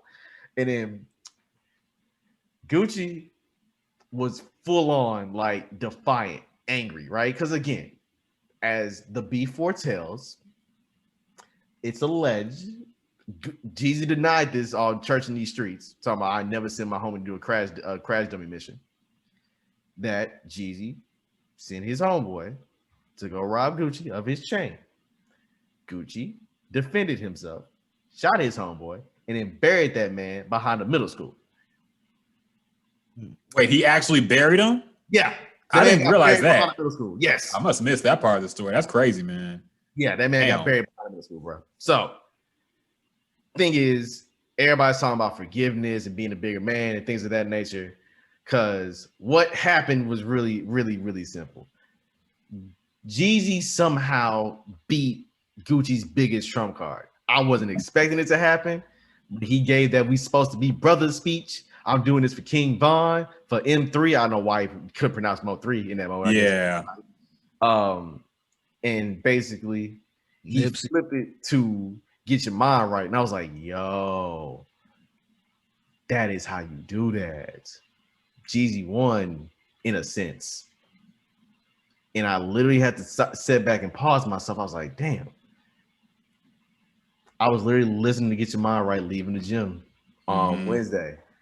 Because there's nothing more fulfilling than a preamble to a constitution that goes, I'm the realest nigga in it. You already know. Got trapping me 4 times in a row. What they give you? Ice top supply, bacon soda. Soda clientele. And 3 scales, goddamn it. So to me, was it a great moment for hip hop? Yes, it was a great moment. Was it, as Diddy proclaims, the greatest battle he's ever seen? Oh my goodness. No, it was not the greatest battle, because if it were the greatest battle, then these niggas would have been rapping diss tracks in front of each other all day long, which means we would have heard Stay Strapped if Jeezy wanted to be that way. But we didn't. All in all, this was the most viewed Verzuz, not even over the music. It was the most viewed Verzuz because what could possibly happen? And the end of this Verzuz was scripted by 2 people, and I think you, Brian, know these people too well. It is Tyler Perry and Vincent Kennedy McMahon. Oh my goodness. So it's all a work, huh? It is all a work. If you watch pro wrestling, you know this was all a work. This was Survivor Series 98 all over again. Is what it was. You went in thinking animosity, and they switched it on your ass at the last second. Because Gucci screwed Gucci.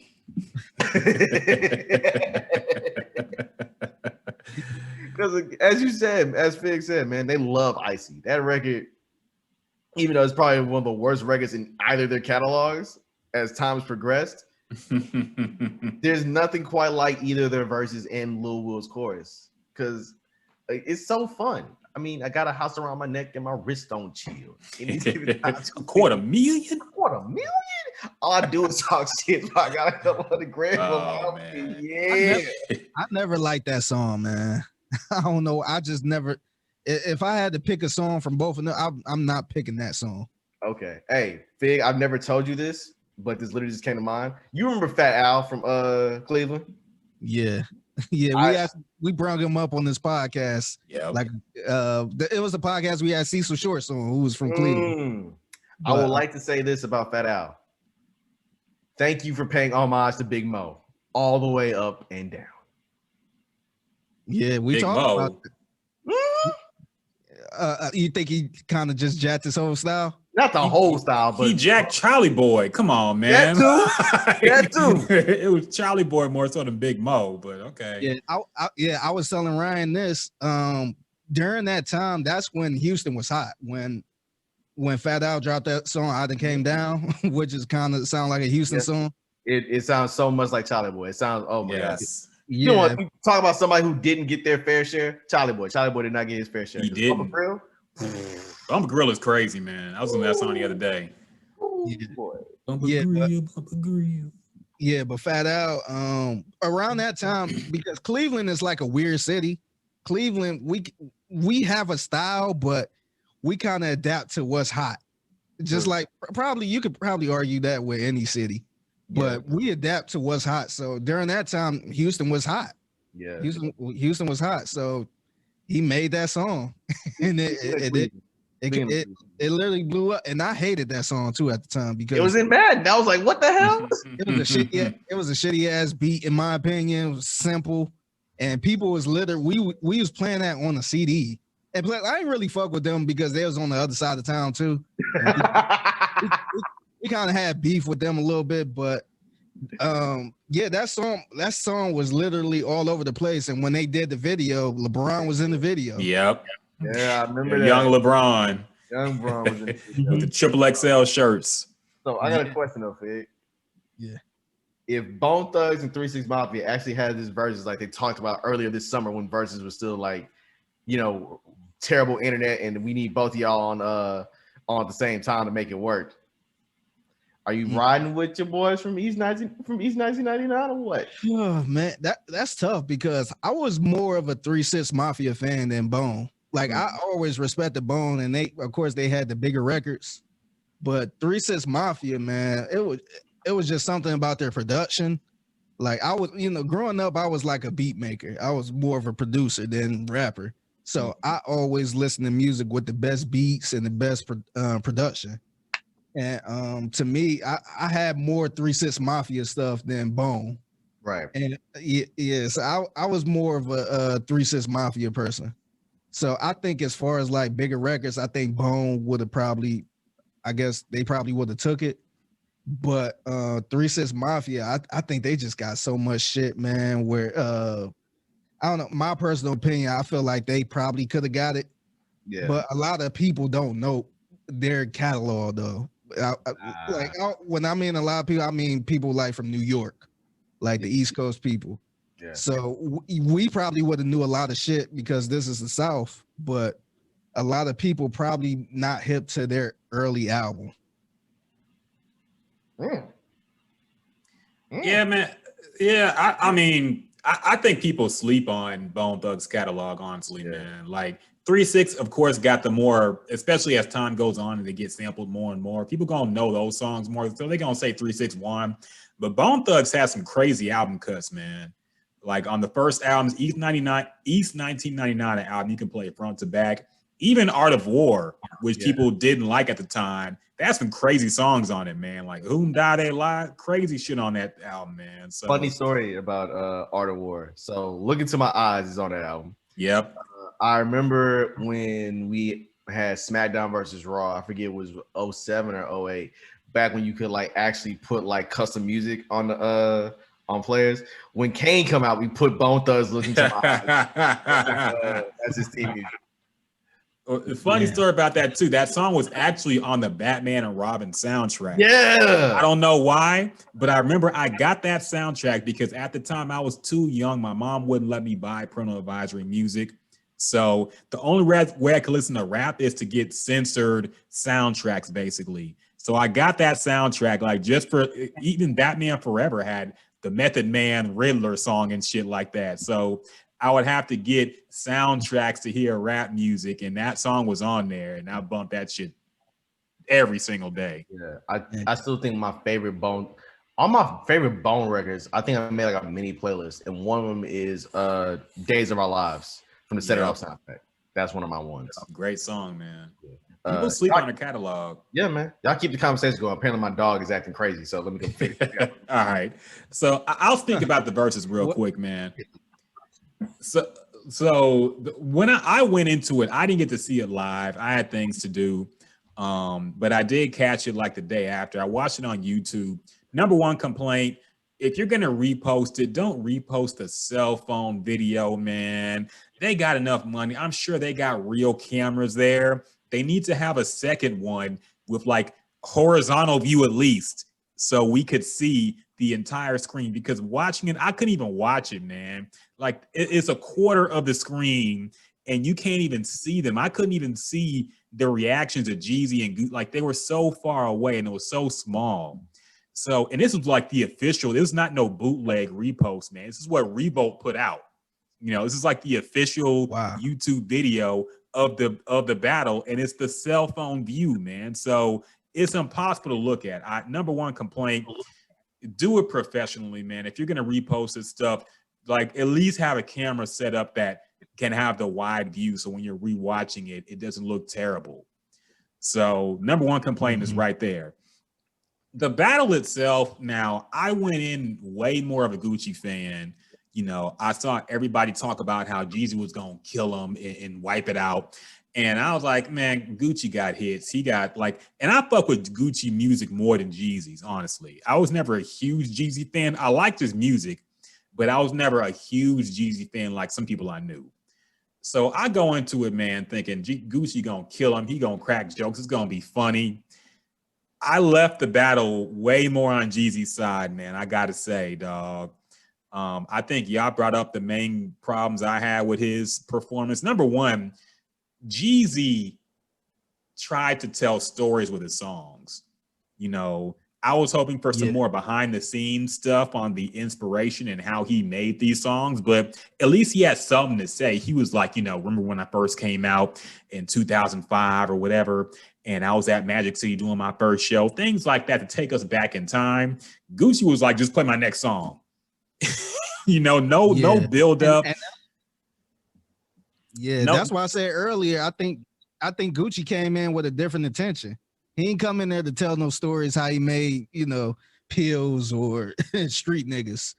I think he just came in there for one specific thing, is to, you know, go at Jeezy. I think if Jeezy was going against T.I. like it was supposed to go, I think we would have got them stories. Yeah, for sure. And Gucci is like, but Brandon brings up the point too, like they were having fun at the end. So now I wonder, like, if the whole thing was just scripted and Gucci just felt like maybe they had to talk about it, because Jeezy knew. He even said after Gucci played Truth, Jeezy said that, you know, basically, well, Gucci made a comment like he basically he said he would only do the verses if they could keep it street and he could play songs like The Truth. Like he said that during the battle.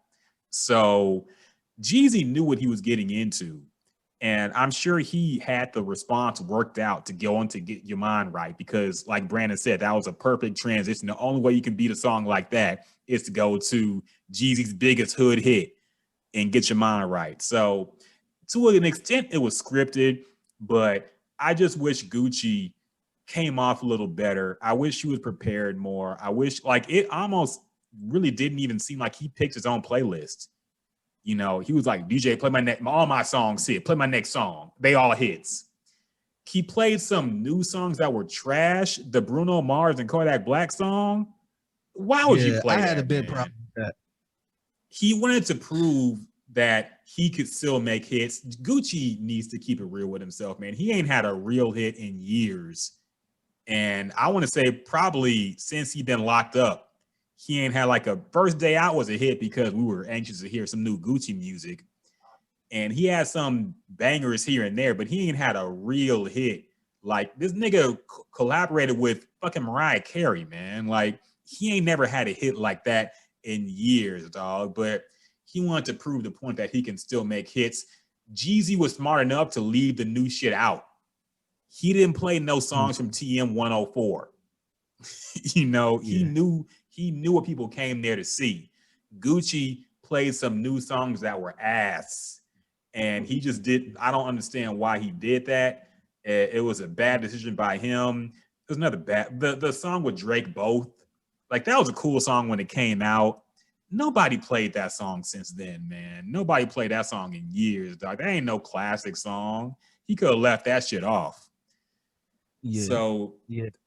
I agree. And I agree with you. And my tweet before the match happened was Gucci got to stick to the street stuff. Like he don't go into the switch song. It's Gucci time, and I even said don't play Lemonade, man. Like not like don't go. Just play your street shit that people played. And to me, once he played the first song, which was round one, I kind of knew where it was going. Just even his energy. Yeah. Whenever Jeezy played like 5 straight songs from never sat down, Fig. He never sat down. Yeah, yep. Gucci never sat down. You could tell he was in there for a certain reason. But Jeezy played like 5 straight songs from TN 101. Yeah. And once Gucci said, man, he playing all these old ass songs. And he said, play something new. Play Drink in the Sky. Play once he said that, I'm like, nah, he fucking up now, man. Like, don't switch up the gameplay. Like, stick to the street shit. Like, to me, that's when I knew. I'm like, damn, he about to miss on a lot of songs because he should not play that Bruno Mars song at all. That was terrible, man. And it's like, yeah. And I see what he was trying to do. He was trying to show, like, look, I got current shit right now. Like, he playing shit from that old ass album. I got shit that's playing right now. I get where he was going, but like I said, Versus battle is not about, how versatile you are or what new shit you got. You gotta have a better song.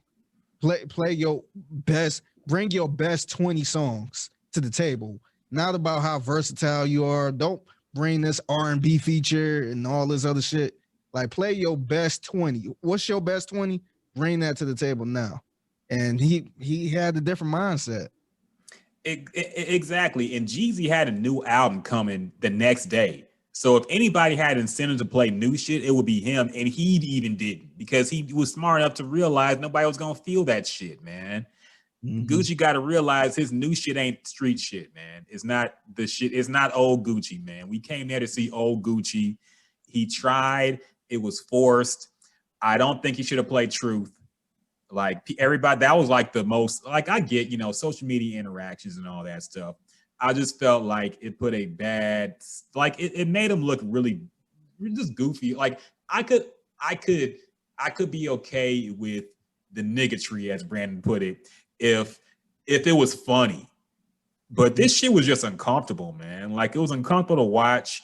It was weird to watch. Jeezy came off as a guy who was genuinely trying to reconcile and be like, okay, let's just put all this behind us because of all the violence going on. And Gucci, a 40-year-old Gucci who's living his best life now, living away from the bullshit, drinking kale smoothies, got a 6-pack now, living his best, married with a kid, living his best life. And he comes on with some ignorant shit like he's still 22 years old, man. It made him look bad. It made Jeezy look like the bigger man because, number one, he's the one. If anybody had a reason not to do it, it was really Jeezy, because Jeezy was the one who was attacked relentlessly. But the fact that he was a bigger man to go ahead and say, man, let's just do it for the culture. And Gucci was like, no, I can't do it unless I diss you to your face and you sit there and take it. And Jeezy still does it.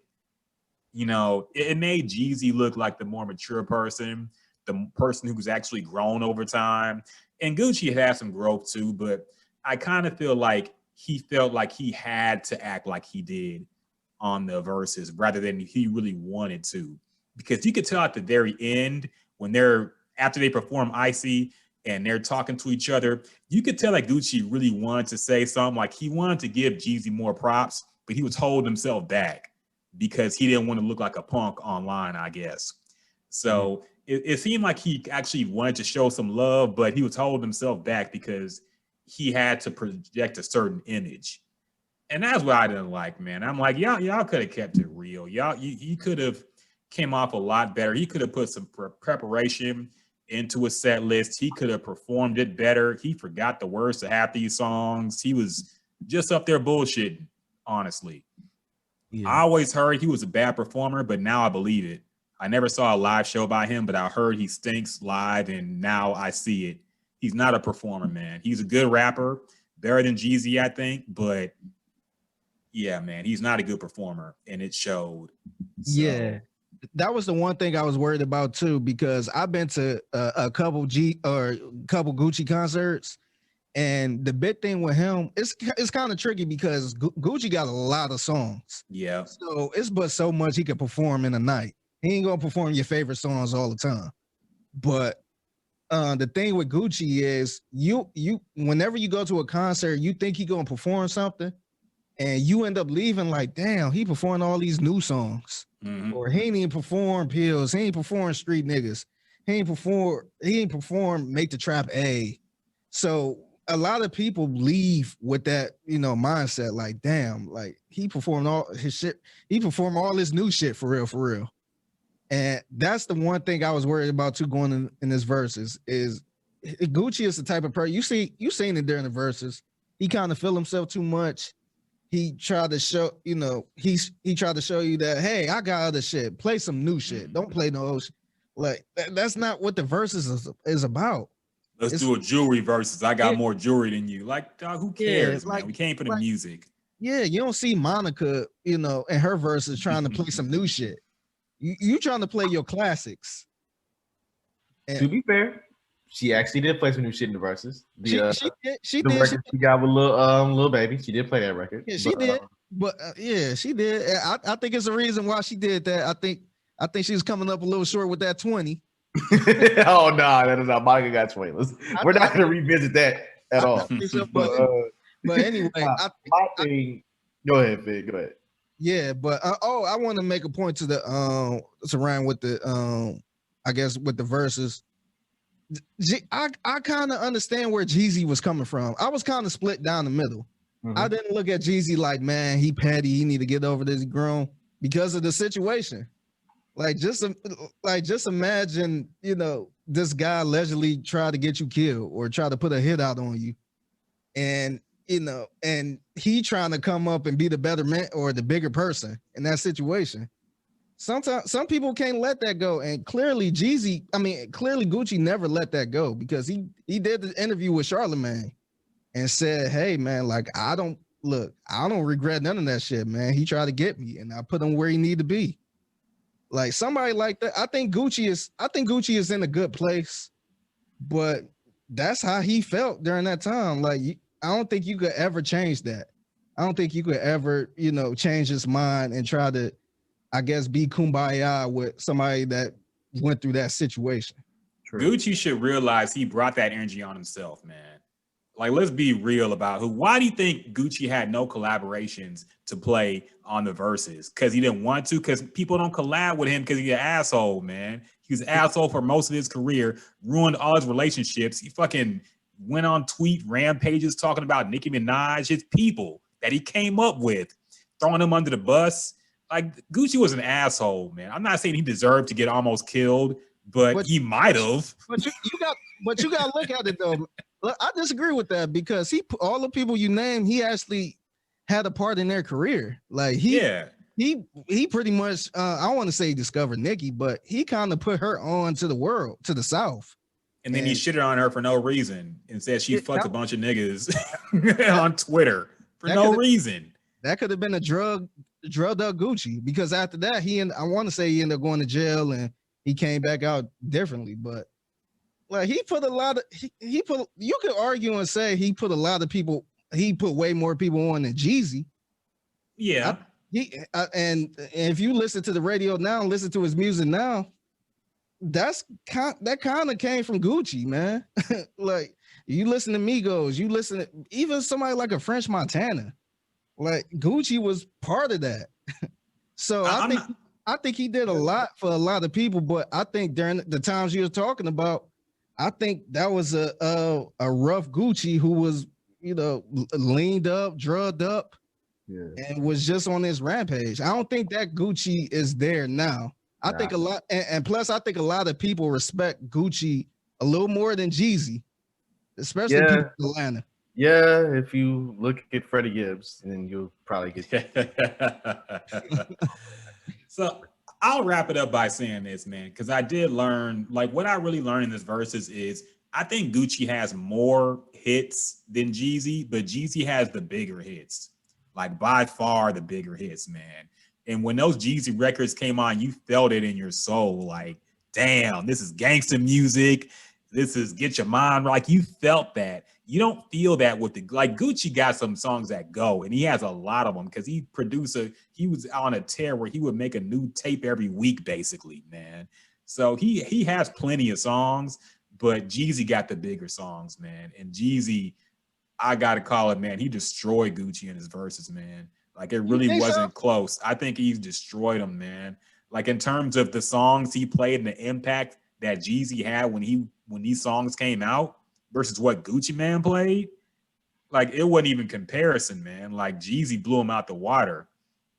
So I think it depends where you're going with it, because if you're looking at the actual verses, the music, if you just not focus on, you know, what they went through or the backstory, if you just looking at the songs on the paper, I would give you that. I would say, that, you know, Jeezy clearly won that one. Like, comparing these songs together, Jeezy got that one. But I just think Gucci came in with a different mindset. I think Jeezy, I mean, not Jeezy, but I think Gucci came in with a different mindset. I don't think he gave a shit about that. If he did, he would have put all of his best songs in the one in that 20. Does Gucci even know what his best songs are? Let's ask that question first. Does he even know what his best songs are, man? If he's putting out a call on Instagram asking fans what song should he play, then I would say no. I forgot about that. Yeah, Gucci don't know what the fuck he recorded, man. But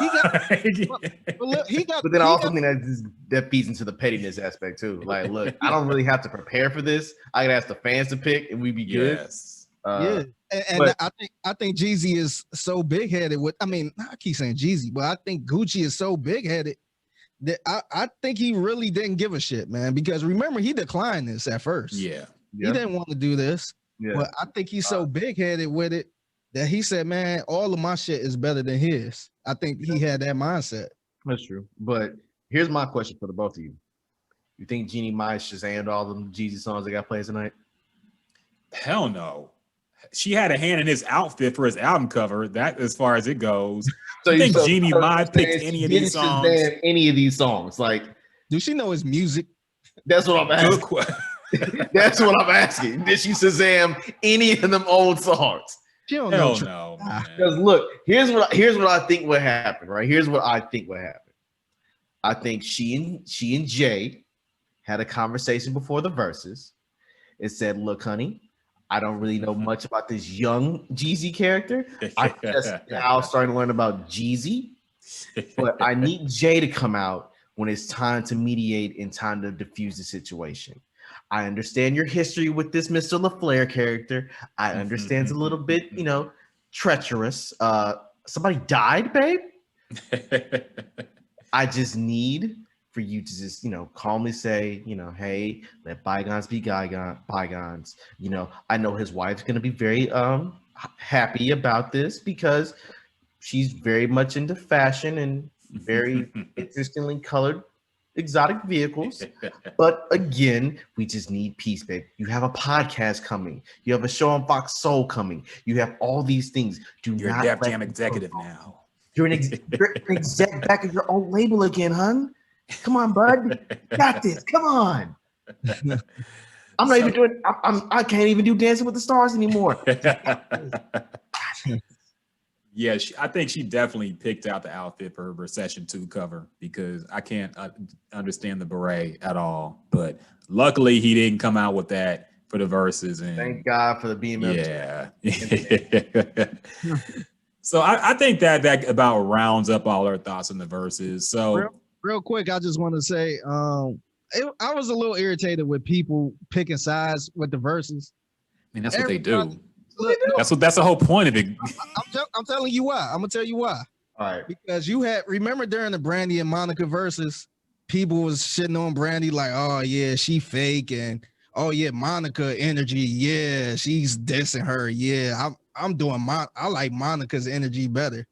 But then turn around and come to this verses, people say, oh, Gucci, yeah, he's so petty, he need to grow up, and yeah, Jeezy said, I got real estate. Yeah, he's on a grown man shit. And I don't know why Gucci just don't get over this at all, man. Gucci need to grow up. Like, come on, like the internet is going to internet, Fig. You know that. You can't have Monica. How you gonna have Monica energy? Which Monica was sitting there acting like she ain't want to be there. She ain't want to be cool and all this other shit. But then you turn around and shit on Jeezy for having that energy times 10.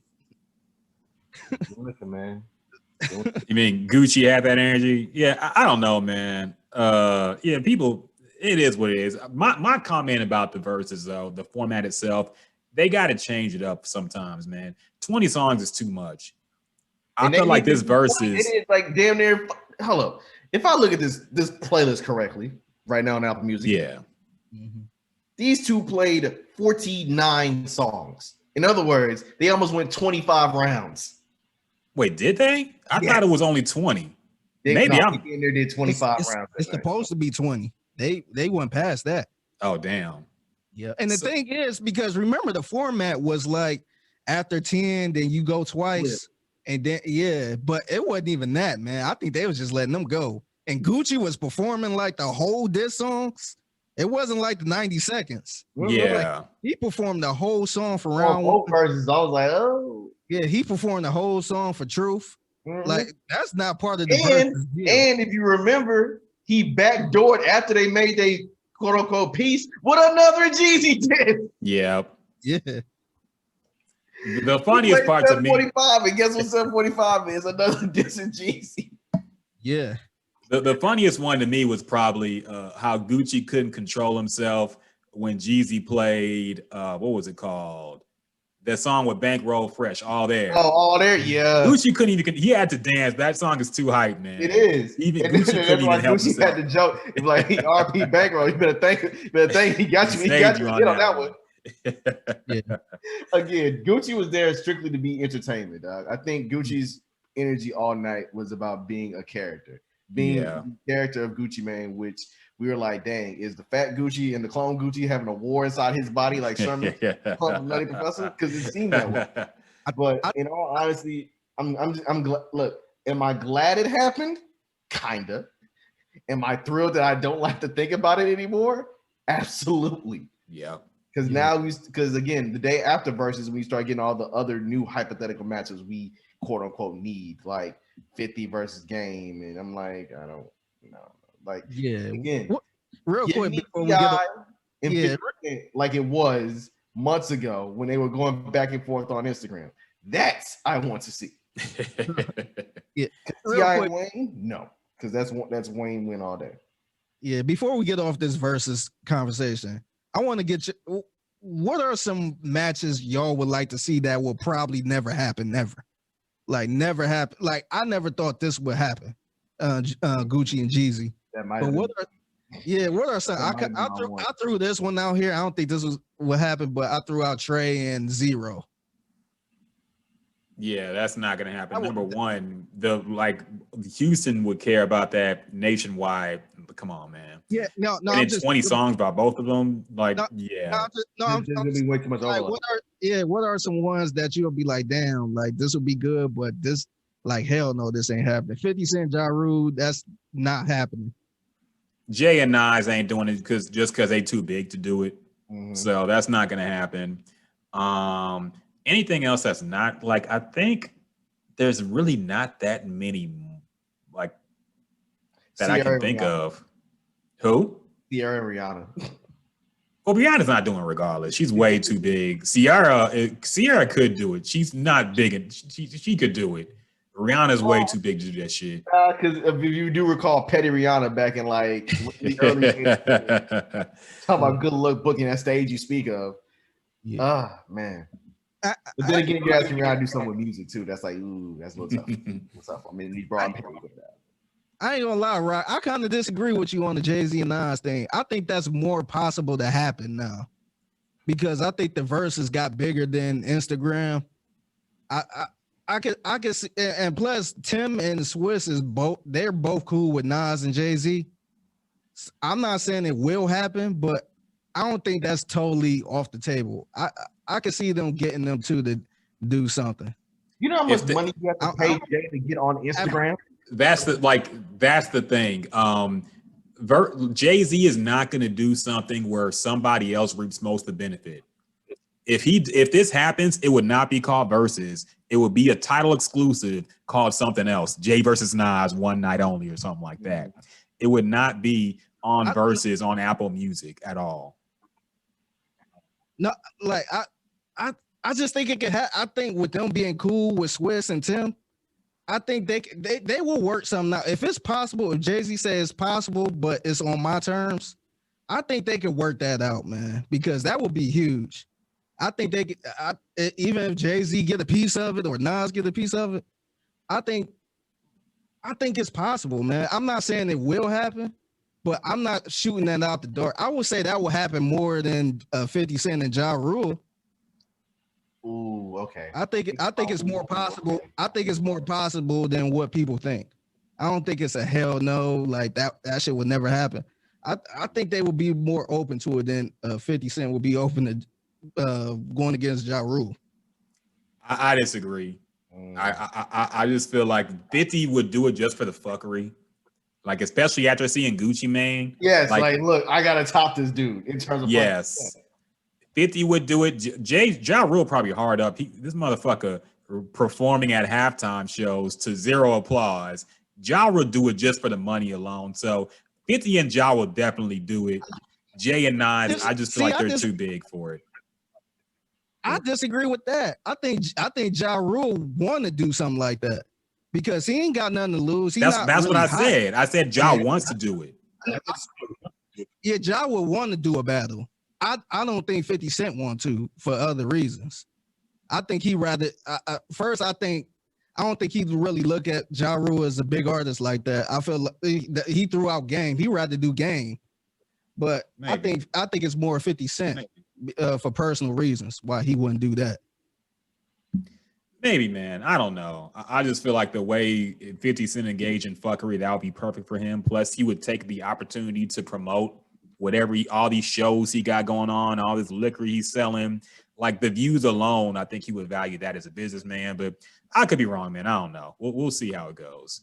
My one, I know that's probably not going to happen, is going back to like the essence of what Verzuz was at the beginning, which was, hey, you bring your 20 hits, you tell stories in between of those 20 hits. Give me Dr. Dre versus Pharrell. That would be crazy. Well, they need to bring it back to the producers, man.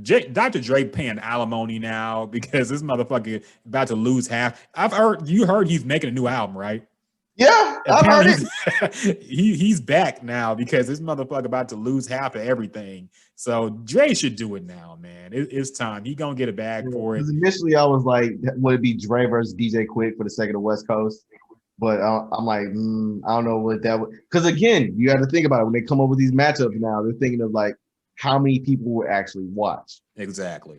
And Brandy and Monica, that's R&B. That's R&B, beef and dramatics and drama. So people are definitely gonna watch. Jill and Erica was that, that one, not because of drama, but more because of how people appreciate the both of them. So that was strictly off music and just love and just like, everything. This is pretty off drama.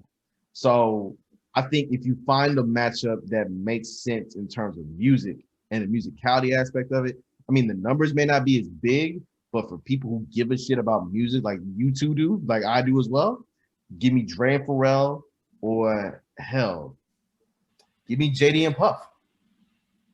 Yeah. Puff should do it, man. I don't know why Puffy hasn't done it. If you sponsoring it with Ciroc, baby, you might as well just pull up. Come on.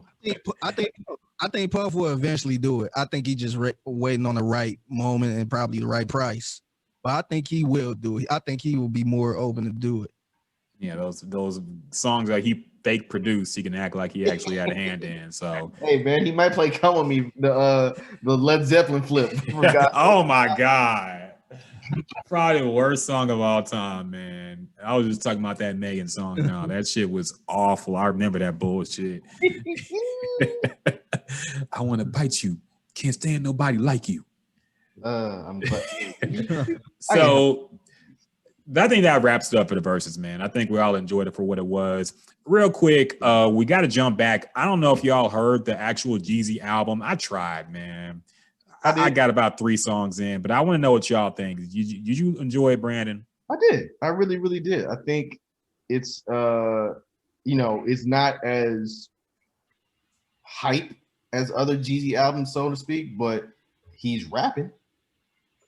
He definitely doing some decent ass rapping on this, and that slow, like deliberate flow he has now. The features are pretty strong on there. I still find it utterly hilarious that I misspoke earlier when I said it was Ty Dolla $ign on the Demi Lovato record of them flipping SOS Band. That is actually Lil Duval singing. Oh damn! Yeah, that's Lil Duval on that record. The joint he got with Ross with them hard ass drums at the end. Oh yeah, that's one of them ones. I like the production. It's like a lot of mix of Don Cannon is involved in it. Justice League's involved in it. So no, it's a really solid project. It's a really, really good project. Like no gas. Okay. Figgy, you get the chance to hear it? Yeah, I did. And I thought it was a solid project too. To me, this is the Jeezy album I thought I would get last project. Because he did the I want to say he did the TM 10, was it 105? I forgot what album it was, but he tried to bring he tried to bring the old Jeezy back. Remember, we talked about it on the podcast, and it sounded like it was 06, 07. And at that point, like, we older now. We not in high school. So I kind of didn't like it, for the simple fact that I'm not trying to hear this. I feel like Jeezy can get into his grown man bag on the album now. We want to hear older Jeezy. We don't want to hear about the bricks and all this other shit that he was talking about in 06. I would say to me, this is actually I say it's in line with it's almost in line with Lil One Self-Made 3. Like they're both in a grown man space, and it's just really, really dope. Enjoyable. Yeah, it's not too heavy, it's not too much of Shorty Red. It's like great production. Justice League. Not gonna lie to you. One song is one song from Shorty Red is cool, but like that last album, it was way too much. And you had to be in a going out or ready to fight type of mood to listen to that shit. Or ready to fight. To me, this one is you want to hear gangster music when you want to fight. But I just think this album is what Jeezy lane should be now. More grown. I'm not saying this is a 444, but to me, this is grown Jeezy, and I appreciate this more than the last one he put out. Okay, well, I trust y'all's take. So if y'all say it's good, I'm gonna check it out. I just wasn't in the mood. I didn't think production was all that great on the first few songs. And maybe I was just in an ignorant mood after seeing the verses and all the classic Jeezy songs that, this motherfucker talking, political shit. I'm like, I'd rather him do that than try to act like a 40-year-old trap star at this age. But I got to listen to it again, man. The cover threw me off too. The cover is terrible. The beret is awful, man. I don't know why it's nigga. Did you go ahead? Did you at least listen to Therapy for My Soul with the I did hear that. He finally brought up Freddie Gibbs after so long. He finally addressed the Freddie Gibbs thing as well as 50 Cent. I'm surprised Freddie Gibbs hasn't responded yet, seeing as how he's been on Jeezy's ass for years now. On Twitter, because he definitely responded on Twitter. He responded on Twitter, yeah, but I'm surprised Freddie Gibbs ain't dropped a track. He should have hit Madlib up and said, "Hey, give me something real quick," because I feel like really Freddie been picking on Jeezy for a while. He been dissing him for a minute, and Jeezy never said anything. So now finally Jeezy responded. It's like, I don't know. I mean, this beef has been over for so long. Like, both of them should drop it. I felt like Freddie should have dropped it. He's been talking about it still. I don't really care about it. Like, y'all can let that shit go. So, it is what it is. But did you have any thoughts about that diss track? Did you think it was anything to write home about? I think the song overall was good. I don't want to say it's a diss track, but it was a shot. He threw a shot at 50 Cent too.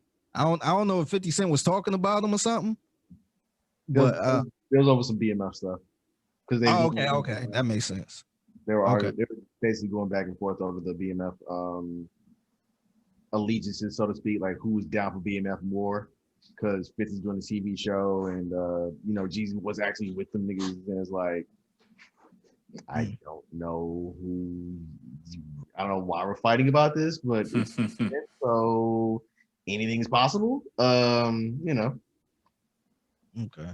So at this point, I think like a lot of the releases that came out, Meek's EP, the Baby's EP, St. John's album. Like I did a lot of listening to music over these last 48 hours just to prepare for this. That's good. Well, now we have no time to talk about that shit. So, that was pretty much the week, man. The week was all geared towards Meg and in the Verzuz, and somehow us watching Georgia once more certify an election. So now Joe Biden is now trying to get Ric Flair numbers in the times he can win an election. Yeah, this okay, so let's address this real quick. Why is this motherfucker asking for more money? All right. So, the jig is up. The jig is up. So what the fuck is going on here, man? Again, church pastor ass Joe Biden over here. Wait.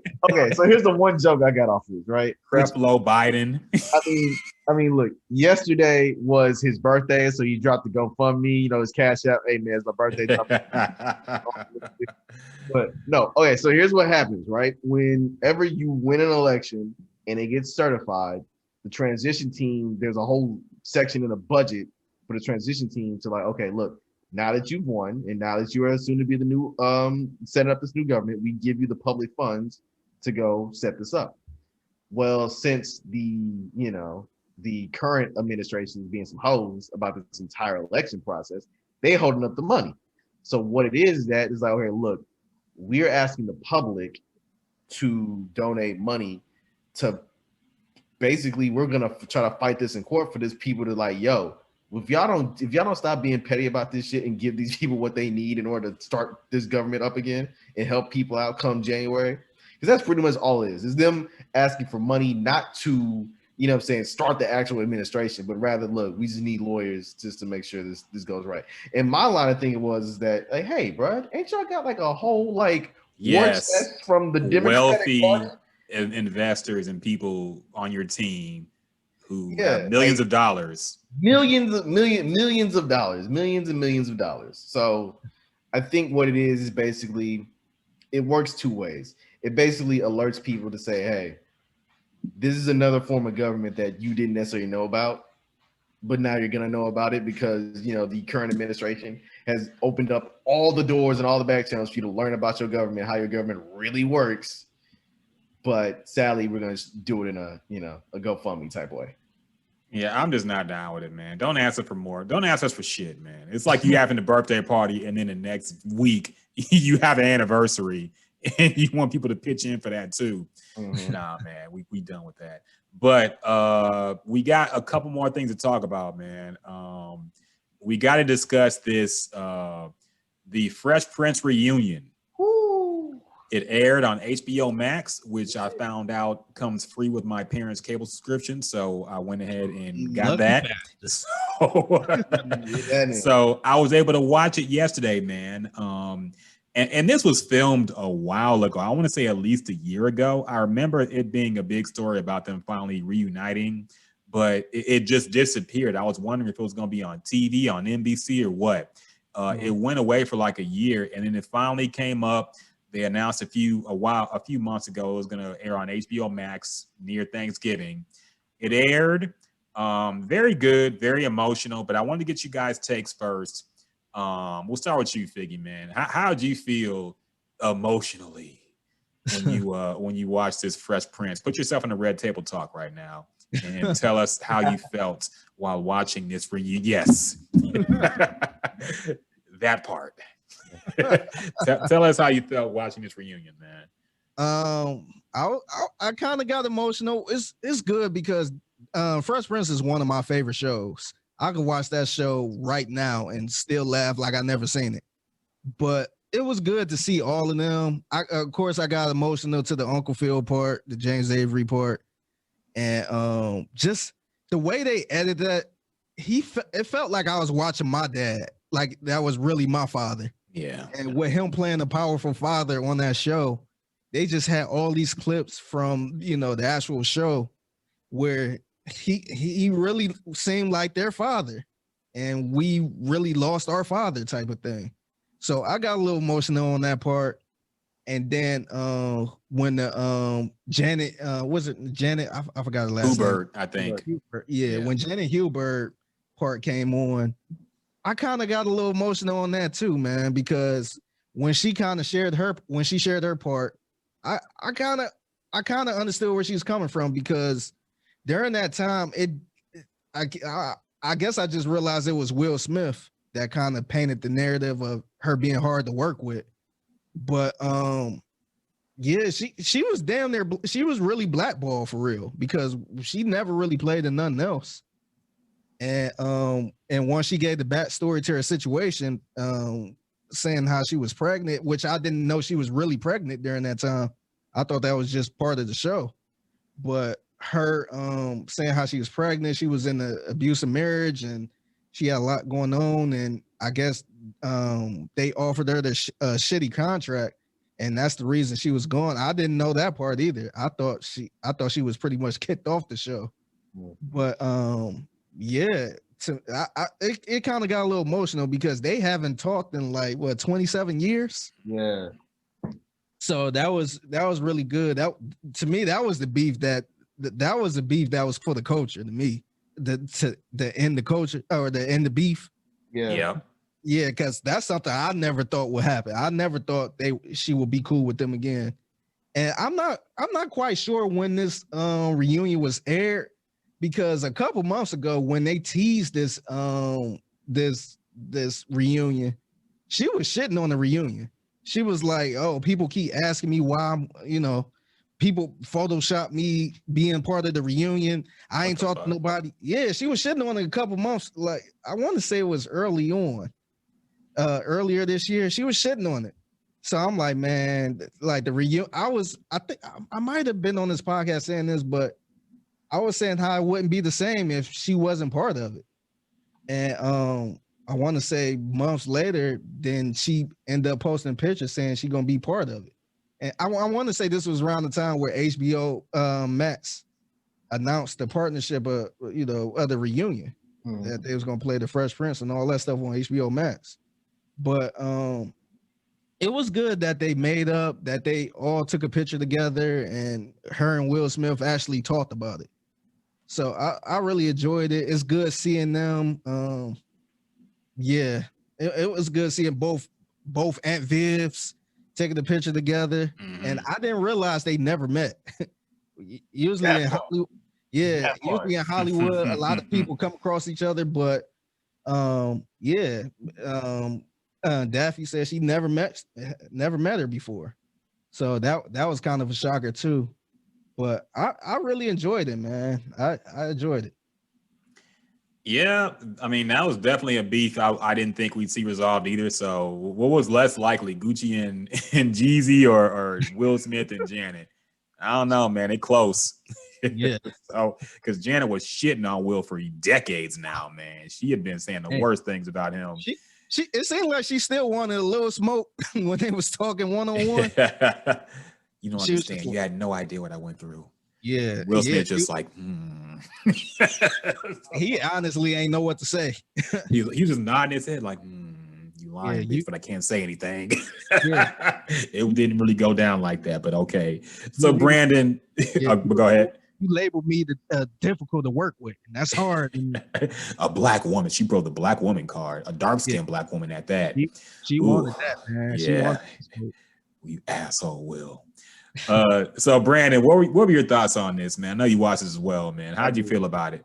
One, I was quite thankful that they dropped it on Wednesday as an early release, so at least I didn't have to think about it during Verzuz on Thursday. So I was like, oh, you gotta help clear my schedule. Perfect. Thank you, Will Smith. And then as I watched it, I just got I was real hyped for one, because I was like, man, this definitely brings me back to watching this show when I was a kid. And I forever will say that I love the Fresh Prince more than I did Martin. Did you like the Fresh Prince more than Martin, Skip? Because damn, you but yeah, I loved the Fresh Prince more so than Martin, mainly because Martin felt like a cartoon, and then the Fresh Prince felt like a show, right? Like there's lessons and there's emotional like situations going on, things like that. Plus, everybody that said, "Oh, I'm dating Will Smith right now" in this show was bad than a mother. If we were to run down the list, Stacey Dash before she was crazy. Yeah. Williams, Queen Latifah played 2 characters on the show. Yeah. Tyra Banks. I could keep. Oh shoot, Elise Neal, Pam Grier. Like it literally did not stop. It was an avalanche of fineness on that show, and I was like, yo, yes.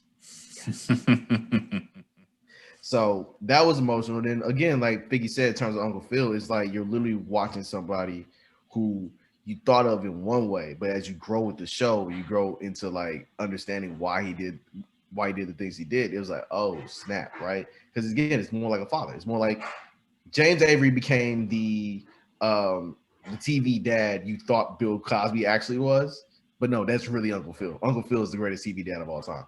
Until you get this old dude from This Is Us. He may take the spot right now, but other than that, it's Uncle Phil, right? So for them to hit us back to back with the Uncle Phil tribute and then him to say, yeah, we can't celebrate this without Janet, it's like, oh, you trying to get all my emotions right now. That was a 1-2. Yeah, bro. And then the funny thing about it was they had a whole like mini Red Table Talk episode about that part of the review. And then they got really deep into it. And I was like, yeah, if anybody knows how to monopolize the healing aspect of it, it is Willard Smith Jr. He knows exactly how to monopolize the shit. He preempted the cancelization because he knew people were going to dig up what he said in the past. So he already put himself on the Red Table Talk right before. Yeah. Right when it dropped. Yeah, man. So that was definitely one of the ones. Like I don't know if I'm gonna watch it again anytime soon, but for them to kind of go through that last season and you see how emotional that last season was because they did like the behind the scenes shots, like how like those last few scenes they shot and Will's like legit crying. It's not even like play crying. This is like real tears, and it was like, just. I'm shocked, you know what I'm saying, there wasn't a spot where they talked about all the different guest stars that came through and how impactful it was. I know they talked about the fashion, they talked about the crowd, and, you know, Jazz being so emotional, he literally, like, stopped. He filmed his last scene, left, drove his ass all the way to the airport and flew back home. I was like, yo, that's when you know it's over. It's like, right? So it was necessary. It was necessary healing, and you know I think HBO Max is kind of getting in their bag now in terms of exclusive content, because you know not only do they get all the HBO shows when they just dropped, but they get the HBO movies. They got DC Universe. They got Harley Quinn on there, which is probably the best cartoon. I agree. Like no best since Batman. The animated series is really good. Or Justice League, actually. I forgot Justice League. Yeah, best since Justice League. Yeah. And then hell, they're gonna run now. They run a Nicki Minaj docuseries pretty soon. I'm like, well, the Barbs are gonna be enjoyed about that one. So no, fuck that. Wonder Woman, the new one, is coming straight to HBO Max, man. Yep. Christmas Day. Day. I ain't gotta leave the crib, nothing. Like, we gonna watch Wonder Woman today. Do that. You gotta hook us up with that password, brother. my 7-day trial about to end this week. Hey, fam, I had so many people in my DMs about how you get it early. I'm like, I didn't do nothing special. Like, I didn't look through my TV. And it was like, well, I'm trying to hit it up through the Roku and all that. I'm like, well, HBO Max ain't got the deal with Roku yet for you to be getting that type of stuff. So yeah, wait for them. Yeah, it was good. It's funny because I tried to hit up the dark skin that Viv a couple months ago. Try to get I try to slide in everybody DM to try to get them on the podcast. But she DM'd me back probably a couple days ago with the link to the watch party for the Fresh Prince. Wow. Yeah, I was weird because she never responded to my message, which was months ago. But yeah, she sent me the link for the watch party. That's interesting. Yeah, I'm like, damn. I'm like, okay, I like it. I didn't know you had it in like that, Fig. Figgy got connections now. Figgy. I wish, man. I wish, but yeah, I'm like, shoot, man. Let me try to get it back on again. Hey, you might get some this time, Brody. Yeah. Yeah, man. So my thoughts on it basically the same as y'all's. I thought it was really good, really well produced, real emotional, of course. To the Martin and Fresh Prince debate, I do think the highs of Martin were way higher than the best episodes, the funniest episodes of Fresh Prince. But Fresh Prince was consistent way longer than Martin. Martin fell the fuck off a cliff, especially when the sexual allegations came out. Gina couldn't be in the same room with him, so she had to be on another island or whatever the fuck she was. The show fell off after that. Yeah, it did. But you're not talking about season 5 of Martin. That is season 5 was awful. That is all. You don't talk about season 5 of Martin. But I think the funniest episodes of Martin are better than the funniest episodes of Fresh Prince. But Fresh Prince did have the more serious moments that didn't come off as corny, so there's that too. So both great shows. Yeah. Fresh Prince was more of a complete show. It was. Martin was, to me, Martin was more improv. It was more like like a Seinfeld. It like if you ask somebody what was the plot for Martin, you really couldn't explain what the plot was. Martin got in some shit and then had to do something. You can explain the plot of Martin. You can explain the plot of Martin in 2020 terms, real simple. The plot of Martin is almost every single Twitter debate you've ever seen on that timeline. In basically. actual form. I can easily break this down to you. Just think about it like this, Fig. You have a guy who's a loudmouth, he just talks a whole bunch of shit, is currently dating a woman who is out of his league, completely out of his league. He basically wifed upwards, right? There are conversations about a dark-skinned woman being as fine as a light-skinned woman. There is your ain't shit friends. There is a concept of who owns what in the household, and there may not be a conversation about $200 date, but there's definitely conversations about, hey, if somebody steals from you, how are you supposed to feel, right? Are you supposed to just chase them around with a dog, sit them all down, get your shit back? Or are you supposed to talk enough shit that you wind up in a mythical boxing match or a mythical I bet you I can whoop Tommy Hearns' ass. And guess what? Tommy Hearns then pulled up on you, and now you got to deal with it. There's a trans woman, very 2020. There's a trans woman. There's a conversation about, I'm gonna say, oh, what celebrity has hit you up in your DMs? Kid from a lot of different things, bro. There's a lot about Martin that is related to 2020 because again, Martin is the ultimate Twitter nigga. He's the ultimate. You should make an article on this, man. I can tell you put some thought into that. You should write that one up, man. I think the timeline would enjoy that one. That's interesting. It's funny because like when you look at the Fresh Prince, if somebody asks you what the Fresh Prince is about, all you gotta do is say it's about a troubled teenager from Philly who moved to Bel Air with his rich aunt and uncle to try to better his life. Right. That's the plot. Exactly. And then over time, once the rich aunt is now becomes a mother, she loses all her all the individuality that makes her, which is, hey, she's a teacher, she is a damn good professor, a great dancer, all that. Nope, she's now reduced to being a mother. Yeah, they killed Aunt Viv, but then I mean they made that choice. So if you go back and look at like Daphne Maxwell Reed's like actual history, she's fine. Like she's the baddie if you go back in the gap and look, right? But then it's like her own activism is pretty damn great, pretty damn high. Plus, I didn't realize she'd been married to Tim Reed since 1982. Years. Damn. For years. I was like, yo. Yeah. I feel like she get unfair criticized for being on the Fresh Prince. She wasn't too bad. She wasn't the darker Aunt Viv, but she did okay. She did okay because we still watched the show. The show didn't fall off a cliff, and they clearly replaced her. So I feel like she get criticized a little too much, but I think she did it. I think she did okay because if you look at other replacements in sitcom history, a lot of times you didn't even realize it. just like Family Matters. I didn't realize they replaced Harriet for a long time. Maybe because I was younger, but I feel like the show kind of kept.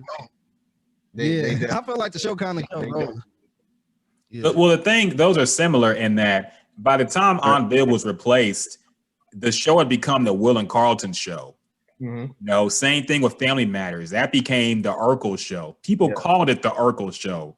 People didn't even know it was called Family Matters. It was like, you watching Urkel tonight? So, at that point, even if the original Aunt Viv stayed, she would have had a reduced role because the comedy was centered around Will and Carlton hijinks at that point. It wasn't about the rest of the cast, really. I mean, they had their moments, but it was reduced. So overall, like I said, I thought it was very good. One weird thing I saw that nobody really talked about was the way that the show was created.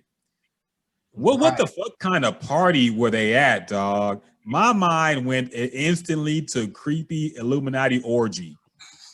Because the way he tells the story, he goes to Quincy Jones' house, Quincy Jones having a party, and every NBC executive that's involved with approving shows is there too. And so he has an audition right there, and his ass can't act. So what the fuck kind of audition before they put him as the face of a show on primetime TV? Weird. It was weird, and then I think the scene that kind of had my mama blown, right? So remember when Don Cheadle was guest starring, and Don Cheadle was obviously a superior actor, and he fell in love with Hillary. So I'm looking at you, that's like you zoom in on Will, and Will's mouthing Don's lines. I'm like, yes. Oh, I never noticed that. Never noticed that, and I've seen that episode a number of times. I was like, yo, wait a second. Now you can't not see it, man. No. And now I may have to go back that whole first season because it's all on HBO Max now. And like, yo, how often did you do this? That's crazy. He did it a lot, man. Because I knew about him memorizing everybody's lines. I didn't know it in that episode, but the earlier episodes, he was doing it a lot. You can even look at his eyes. He kind of like nodding a little bit, saying their lines for real. But that one was clear as day right there. That's insane that he got a show without having, and it's not like he was the biggest rapper at the time. He was pretty big, but he wasn't like Drake level, So the fact that he had no acting experience and got his own primetime show on NBC, Illuminati sex party, man. That's where I'm at.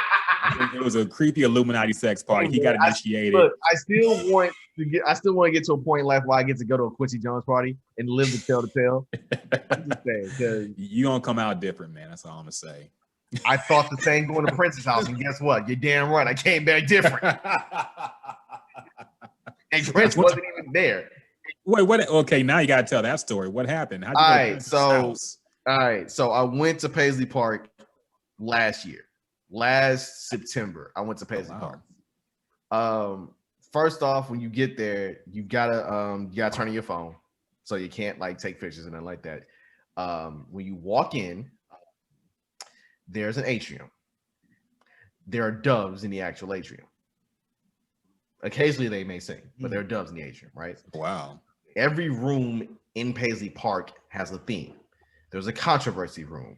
There's a dirty mind room. There's an old office that he used to have, and an office plays an interview with him and Tavis Smiley. There is a remodeled basketball court strictly just for the Purple Rain memorabilia. There's the Sign of Times room. There's so much, and then like there's a whole back hallway dedicated to all of his Grammys and all of his awards. Oh wow. And then there's a entire sound stage that was usually where he films all of his at-home concerts. And then somebody was actually filming a concert there that night. It was the first time somebody had filmed a concert there since he died. But there happened to be a lot of his wardrobe, like a lot of his suits, a lot of his whips, and they were able to fit it all into the soundstage. That's how big this damn soundstage is. Damn. And there's a whole corner where he used to play some of his like select concerts for like select fans. And everywhere you go in Paisley Park, there's a painting of his eyes. as a kind of inside joke to say, I'm still watching you. Damn. Regardless if I'm here or not, I'm still watching. So then you go to the sex dungeon, and then you see the boy George I think they kind of had that part hold off because the infamous elevator, like they're not going to show that part. But you know, the diamonds and pearls room, yeah, there are aspects of that house where it's like, yeah, some nasty things happened here. Yeah, that's cool though, man. That's a cool experience. I would definitely want to go there, check that shit out.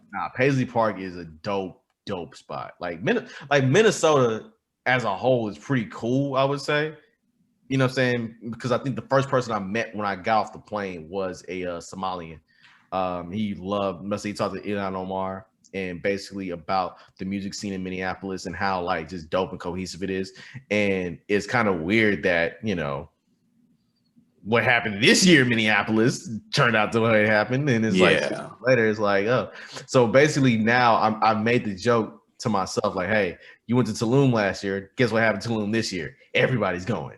Oh wow, a whole touching point for American history happened.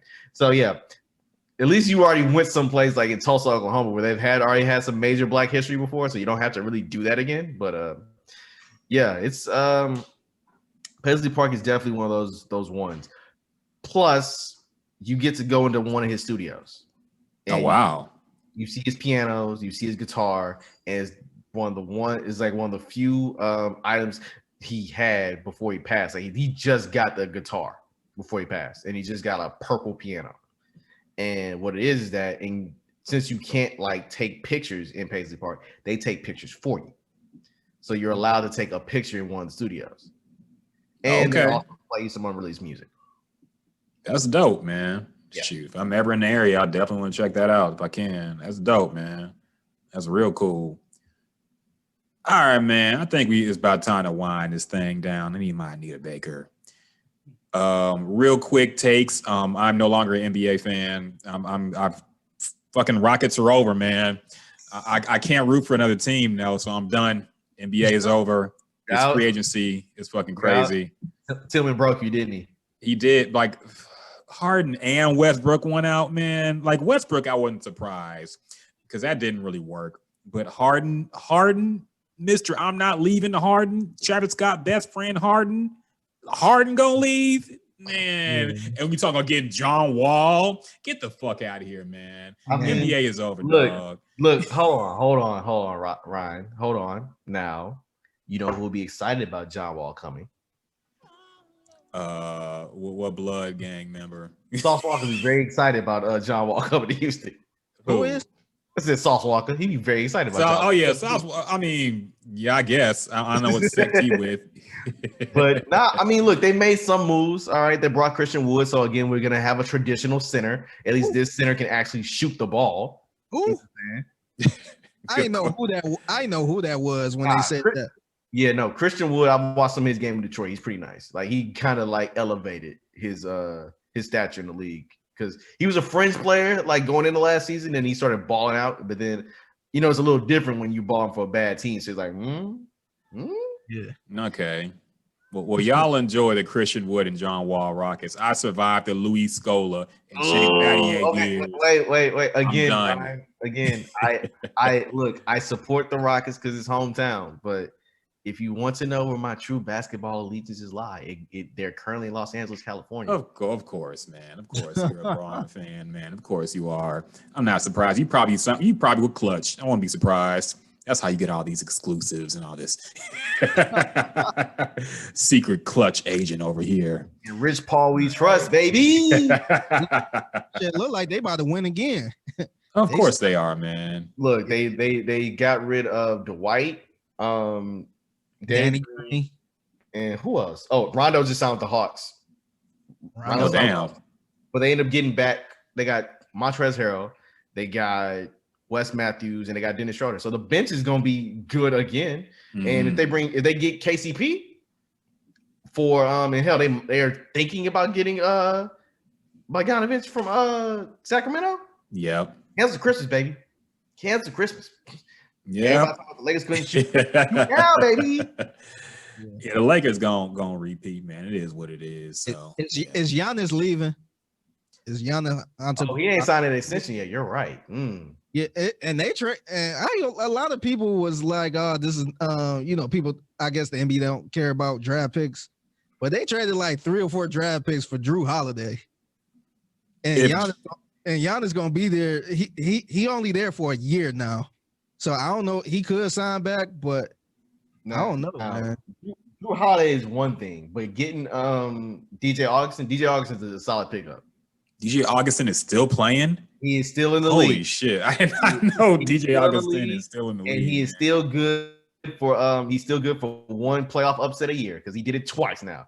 He busted Toronto's ass last year, and then this past playoffs he busted Milwaukee's ass for that one game. Good enough to get you one in the playoffs. I remember when he was playing at UT, man. Him and Kevin Durant. That's crazy. UT. I remember him playing at Hightower. Oh, damn. I remember going to a game. It was Hightower. He was playing somebody. He wasn't playing Marshall, but he was busting ass. I was like, yo, I can see why this dude's the best point guard in the country because he is ill. Damn. Arguably has the greatest hairline in the league. All right. That hairline has stayed the entire time he's been in the league. I will say if Giannis leaves, the NBA will go into a lockdown. Like there will be a lockout season. The owners will be infuriated, and there's going to be a lockout because, like, what the fuck? If he goes to a LA team, I guess no small market team has a chance. So, yeah, I think if Giannis leaves, there will be a lockout. What's crazy is these players are leaving a lot of money on the table. You see, give a fuck, man. James Harden turned down $50 million. Reportedly, yes. Reportedly, yeah. So, like, players at this point don't care about the money. They trying to win, and they make that back. It's nothing. Yeah, it's nothing you can really do about it, man, because they made this for the small market teams. So they, if you want the most money, stay with the team you was already on, and they don't give a shit about that. In a pandemic.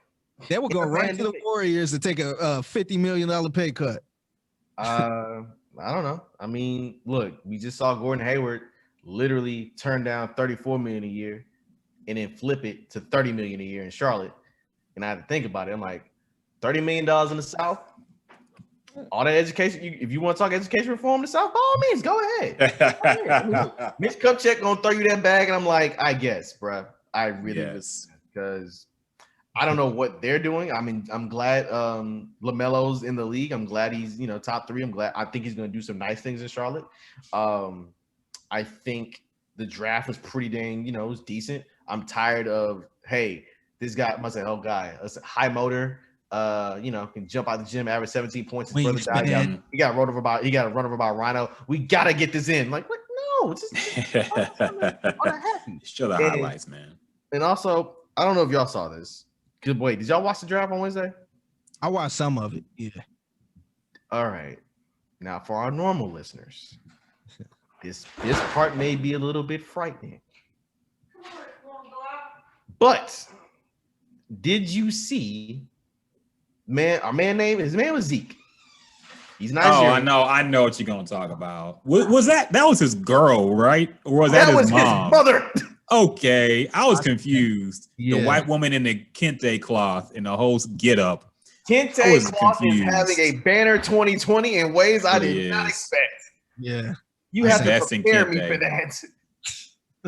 That was amazing. You got to prepare me for that. My Dr. Umar senses started tingling the moment I was like, I beg your pardon. That was hilarious, man. That is literally the clip from that Damon Wayans movie, man. What the fuck? I'm gonna get you, sucker. That was like literally that, man. That's just crazy. No. That was oh my goodness, this milk of magnesia. Oh yes, that too. Don't be a menace. Don't be a menace. Yeah. That was lit. Or god dang it, what was it? Was it dang, what's the dude's name, bro? He was the evil he was the evil mortician in fucking Tales from the Hood. Klanswood. Oh yeah. I ain't seen in that movie. Yeah, man. So again, bro, like basketball is gonna be weird. COVID is gonna ruin college football. I don't know how. Yeah. I still feel sick that college football is still going on, but yeah, bro. It's just sports is weird. Sports is weird. get me to 2021, please? And if COVID testing is done the same way that Dave Chappelle is doing at these shows he's doing now in Houston, sign me up, because it don't seem too damn bad. Oh, did you go to that? I had a homeboy who did. Okay. I had a homeboy he did. Basically, they were like, "Yo, we gonna just do these. Let's say get these tests in. Tests weren't even that bad, Testing that you find out your results on the spot. Do you get a refund if you test positive? Yes, you get a refund if you test positive, which is the most hilarious thing of all, right? It's like, hey, look, if you test negative, get these labs in, baby. You test positive, go sit home. A $300 COVID test. Yeah, a $300 COVID test, but you will get the money back. Like basically, that's like the job. Like your job tells you to go get a COVID test. Look, just give us the receipt. We will reimburse you on the check. I wonder what would happen if somebody actually tested positive. And they don't go. Yeah, or where did they do the test? Do they do the test? They did literally outside the venue. Yeah, but it's a whole bunch of people lined up, right? Good point. If somebody tests positive, I'm pretty sure they're like spaced apart. I'm pretty sure there's social distance in that. Like they're 6 feet apart. Just imagine if, say for instance, all three of us go, and I'm the one that tests positive. Then but y'all don't test positive. That's still kind of scary to me. I don't know. Everybody's gonna get COVID, man. Like, like all this shit is just to make us feel better. The test and the mask, we're all gonna. It's airborne, man. We're all gonna get it. It's like the flu. We all get it. Well, for the most part, we usually all get it at some form or another every year. We're all gonna get COVID, man. It is what it is. We probably already had it by now, so. Yeah. It is what it is. So let's wrap this shit up, man. I know I out-talked Anita Baker already. That's all good. So those were our sports takes for the year, for the week at least, for the NBA draft and all this shit going on. So yeah, I'd like to thank the talented Brandon Caldwell for joining us, man. Always a pleasure. Always a pleasure. Hook up your social media, man, where we can find you and your new projects. Man, all right. So on Instagram, I am at Brando C. On Twitter, I'm at _Brando C. You will probably find me on Clubhouse in somebody's room laughing at the shenanigans going on in there. Oh, think you gonna ask. Cut the beat off, man. Cut the beat off. Cut the beat off. You've been trying to get in Clubhouse for weeks, man. I know. You gotta hook him up. Get the invite. I'll give you an invite, G. I'll get you the invite. Please, man. I'll get you the invite. I feel like I know a lot of people that's on it, and every time I say, "Hey, I don't know how to do it." What? He was getting mad at Jasmine. Jasmine was like, I have no idea how I got in. I'm like, wait. Yeah. She texted us about it too. I'm like, man, I ain't even replying to her stuff on. She like, oh, I was in this group on Clubhouse, blah blah. I was like, I ain't even replying, man. Yeah, I like all you gotta do, DM me your number, dog, and I'll be able to send it to you. I don't want to hear about nobody that's in the club and what happened inside the club, and I can't get in. I can't believe this happened on Clubhouse today. Hey, just imagine you trying to get into a club and you can't get in, but your friends go, and then they trying to come back and tell you what happened in the club. It's kind of like Questlove telling the story. Questlove acts like every event that you never went to was the greatest event in music history. Oh yeah, Prince and Michael Jackson came too, and then Billy D. Williams was there, and all these you just start name dropping. It's like it was the greatest jam session of all time. You should have been there. Okay, thanks, Quest. Yeah. All right, let me cut the music back on. All right. Yeah. So we got Figgy in Clubhouse, so there's that. That's all. We getting Figgy in the club. Yes. It is not a dashikis and ties party, Figgy. You can come on through. So yes, follow Brandon Caldwell on social media, man. You'll see what he's been working on. Of course, check that Paul Wall piece if you haven't, as well as on Complex. Very well written, very great, very good read, man. I recommend it for anybody, even if you don't even like Paul Wall. Check it out, man. He's a great storyteller. Not like Paul Wall. That's true. I've never met anybody who don't like Paul Wall. So I met him on the red carpet at the Sports Awards. He was a really cool dude. He followed the Gems and Juice podcast on Instagram and everything, but it's hard to get his ass on, man.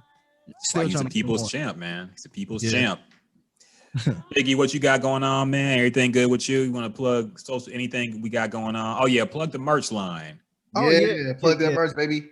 Yeah, click the link in our bio and the Gems. Follow Gems and Juice on Instagram, Twitter. Hit the link in the bio. Get you a hoodie, man. Get you a hoodie. Get you a shirt. We got the Gems and Juice mask. So yeah, man. Yeah, do us a thing. And subscribe to the YouTube. We got a YouTube channel. We'll probably have this up on YouTube. But yeah, man. Come fuck with your boys. Yes, sir. Yes, sir. Shout out to Jasmine. Wait. Here's a question though, Figgy. Do you have an iPhone or do you have an Android? iPhone. Okay, cool. Yeah, because the rule is you gotta have an iPhone to get into the clubhouse too. Yes. Is that the actual rule or is that a made up black people rule? Yeah, it says okay, so here you have X number of invites. Who's a great potential addition to Clubhouse? You'll get credit for the invite on their profile. P.S. We're iPhone only right now.